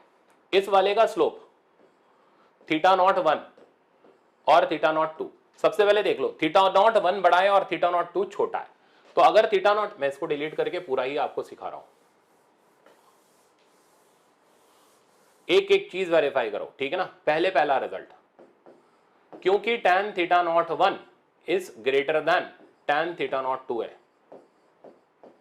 तो इसलिए I naught 1 is greater than I naught 2 है। आई नॉट की जगह आ गया E by R one is greater than E by R two है, ई से ई काट दिया, क्रॉस मल्टीप्लाई किया, इसलिए R two greater than R one है। देख रहे हो ना कैसे लॉजिक लगते हैं सवाल के अंदर, अपने आप कंसेप्ट खत्म हो जाते हैं यहाँ पे, आप सीखते जाओ आगे। नेक्स्ट दूसरी स्टेप, दोनों के मैक्सिमम चार्ज सेम है, तो क्यू नॉट दोनों के लिए सेम है, इसलिए क्यू नॉट की जगह हमने डाला सीई, ये सेम हो गया, इसलिए C का वैल्यू भी सेम हो गया, सिंस E सेम तो C1 इक्वल्स टू C2 हो गया। ऐसे करते हैं सवाल को। तो देखो ग्राफ के अंदर हम लोग कितने अच्छे तरीके से खेल रहे हैं। थर्ड स्टेप, अब ये चीज मैंने जब वीडियो लेक्चर में पढ़ाई थी भयानक एलैबोरेट कर दी थी, ठीक है ना। तो जो वीडियो लेक्चर वाले बच्चे होंगे या क्लासरूम वाले बच्चे होंगे उन सबको पता होगा कैसे ये ग्राफ हम लोग बहुत अच्छी तरीके से हैंडल करते हैं क्लास के अंदर, और मेरे ख्याल से उनके कंसेप्ट पूरे क्लियर होने चाहिए। अब लास्ट चीज आती है थर्ड नंबर। थर्ड नंबर पे हम आ जाते हैं और टाइम कॉन्स्टेंट के बारे में बात कर लेते हैं। अब टाइम कॉन्स्टेंट क्या दिया था, Q naught by ten theta naught. अब Q naught by ten theta naught, हमें नहीं पता कि किसका क्यू बाय टेन थीटा बड़ा है, दोनों का फॉर्मूला यहां पर सब्स्टिट्यूट करो और इसका फॉर्मूला आ जाएगा सी आर। अब सी तो दोनों के लिए सेम है, ठीक है ना, पर आर दोनों का अलग अलग है, जिसका आर ज्यादा उसका टाइम कांस्टेंट भी ज्यादा, यानी tau two is greater then tau one. तो अब ये है डिके ऑफ चार्ज का कंसेप्ट, ठीक है ना, बिल्कुल सेम तरीका हमारा डिके ऑफ चार्ज में लगता है, बस खाली इसमें क्या करते हैं कैपेसिटर को रेजिस्टेंस से हम डिस्चार्ज करा देते हैं, बस यहाँ पर इक्वेशन ग्रोथ की जगह डिके किया जाती है और ग्राफ एक्सपोनेंशियली डिक्रीजिंग बन जाते हैं। बाकी सब एज इट इज सेम है, आई नॉट की वैल्यू भी वही है, क्यू नॉट का फॉर्मूला भी हमारा सेम है, बस इक्वेशन में थोड़ा सा चेंज है। तो ये अब आप याद कर लेना इक्वेशंस को। अब हम चलते हैं सीआर सर्किट के मेन कंसेप्ट पर जो एग्जाम के अंदर हमारा आता है, वो है इनिशियल एंड फाइनल स्टेट को सॉल्व करना। अब ये मतलब सवाल ही अपने आप में एज इट इज पूछ लिया जाता है, बट मैं इससे थ्योरी पढ़ाता हूं। तो देखो इनिशियल और final state of CR circuit के अंदर क्या होता है कि ये हमारी इसमें एक सर्किट दे रखा है जिसमें बैटरी लगी हुई है, रेजिस्टेंस लगे हुए हैं, कैपेसिटर लगा हुआ है। इनिशियल स्टेट मतलब t इज इक्वल टू 0 की स्टेट, इस स्टेट पर क्या होता है कैपेसिटर से पास करने वाला करंट मैक्सिमम होता है, चार्ज होता नहीं। तो हम क्या करते हैं, रिप्लेस कैपेसिटर बाय वायर और सर्किट का मैक्सिमम करंट फाइंड आउट कर लेते हैं। तो यहां पर हम नारा लगाते हैं कैपेसिटर हटाओ वायर लगाओ, ठीक है ना। तो यहां पर हम सर्किट को कैपेसिटर से रिप्लेस करते हैं बाय वायर। तो आपने कैपेसिटर की जगह वायर लगाई, अब आप सर्किट का मैक्सिमम करंट बड़े आराम से निकाल सकते हो। अब ये क्या करंट इलेक्ट्रिसिटी का तो सवाल हो गया, रेजिस्टेंस निकालो R बाई टू और R सीरीज के अंदर 3R बाई टू, तो करंट का बेटा वैल्यू आ गया V बाय 3R और ऊपर गया 2। अब फिर इस करंट को आगे लेकर चलो और दो इक्वल पार्ट में ये करंट डिवाइड हो गया। इक्वल पार्ट इसलिए क्योंकि दोनों रेजिस्टेंस यहां पर सेम लगे हुए हैं, तो इधर करंट गया V बाय 3R और इधर गया V बाय 3R। इतने में आपके 4 नंबर तैयार है ना। तो ये 4 नंबर यहां पर इनिशियल करंट यानी मैक्सिमम करंट को पूछ करके मिल जाते हैं। दूसरा जो सबसे ज्यादा पूछा जाता है स्टेडी स्टेट। स्टेडी स्टेट या फाइनल स्टेट वो स्टेट होती है जहां कैपेसिटर का पेट पूरा भर जाता है, ठीक है ना। तो ये कैपेसिटर अपना पेट भरते ही दूसरे वाले साइड में रेजिस्टेंस जो लगा हुआ होता है उसको बर्बाद कर देता है, कहते ना भाई अब तेरे को नहीं खाना, ठीक है ना, अब तू नहीं खा सकता, मैंने पूरा पेट भर लिया है, अब तेरे को भी भूखा रहना पड़ेगा। तो जो रेजिस्टेंस कैपेसिटर के साथ कनेक्टेड होता है उससे पास करने वाला करंट 0 हो जाता है। तो तरीका ये कैपेसिटर का पेट पूरा भरो, चार्ज दिखाओ और रास्ता बिल्ली की तरह काट दो कि ना भाई अब करंट इधर से नहीं जा सकता, करंट का वैल्यू 0 कर दो।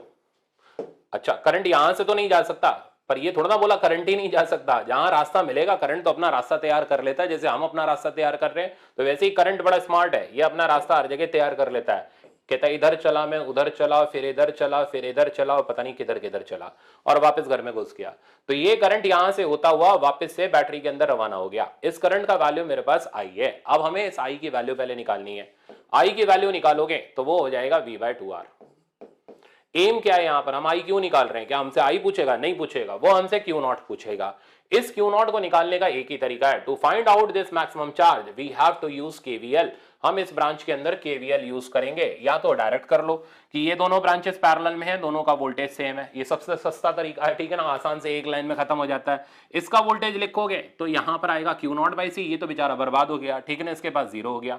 तो आप डायरेक्ट कर लो Q नॉट बाई सी और साथ में दूसरा वाला 0 इज इक्वल्स टू सामने वाला voltage which is equals to IR। ये तभी लिख पाओगे ना जब I बताओ, इसलिए हमें I निकालना होता है। नेक्स्ट अब इसके अंदर डाटा सब्स्टिट्यूट करते हैं, तो Q naught by C equals to I की वैल्यू आप सब्स्टिट्यूट करोगे तो I की वैल्यू जो हम लोगों ने निकाली हुई है वहां वाली मत डाल देना, मैं भी वहां जा रहा था डालने, ठीक है ना, पर रुक गया। यहाँ की वैल्यू I की डालनी है V बाई 2R, तो V by 2R times R, R कटा, क्यू नॉट की वैल्यू आ गई CV/2। तो क्या करना है बताओ मेरे को फिर से। तो इनिशियल स्टेट में कैपेसिटर हटाओ, वायर लगाओ, और फाइनल स्टेट के अंदर जब हम सर्किट को सॉल्व करेंगे तो कैपेसिटर के पेट को पूरा भर देंगे, मैक्सिमम चार्ज कर देंगे, रास्ता काट देंगे, साथ वाला रेजिस्टेंस बर्बाद कर देंगे, ठीक है ना। और फिर पैरेलल कॉम्बिनेशन या KVL लगाते हुए मैक्सिमम चार्ज को बताएंगे। नेक्स्ट देखो, अब प्रॉब्लम्स की बारी।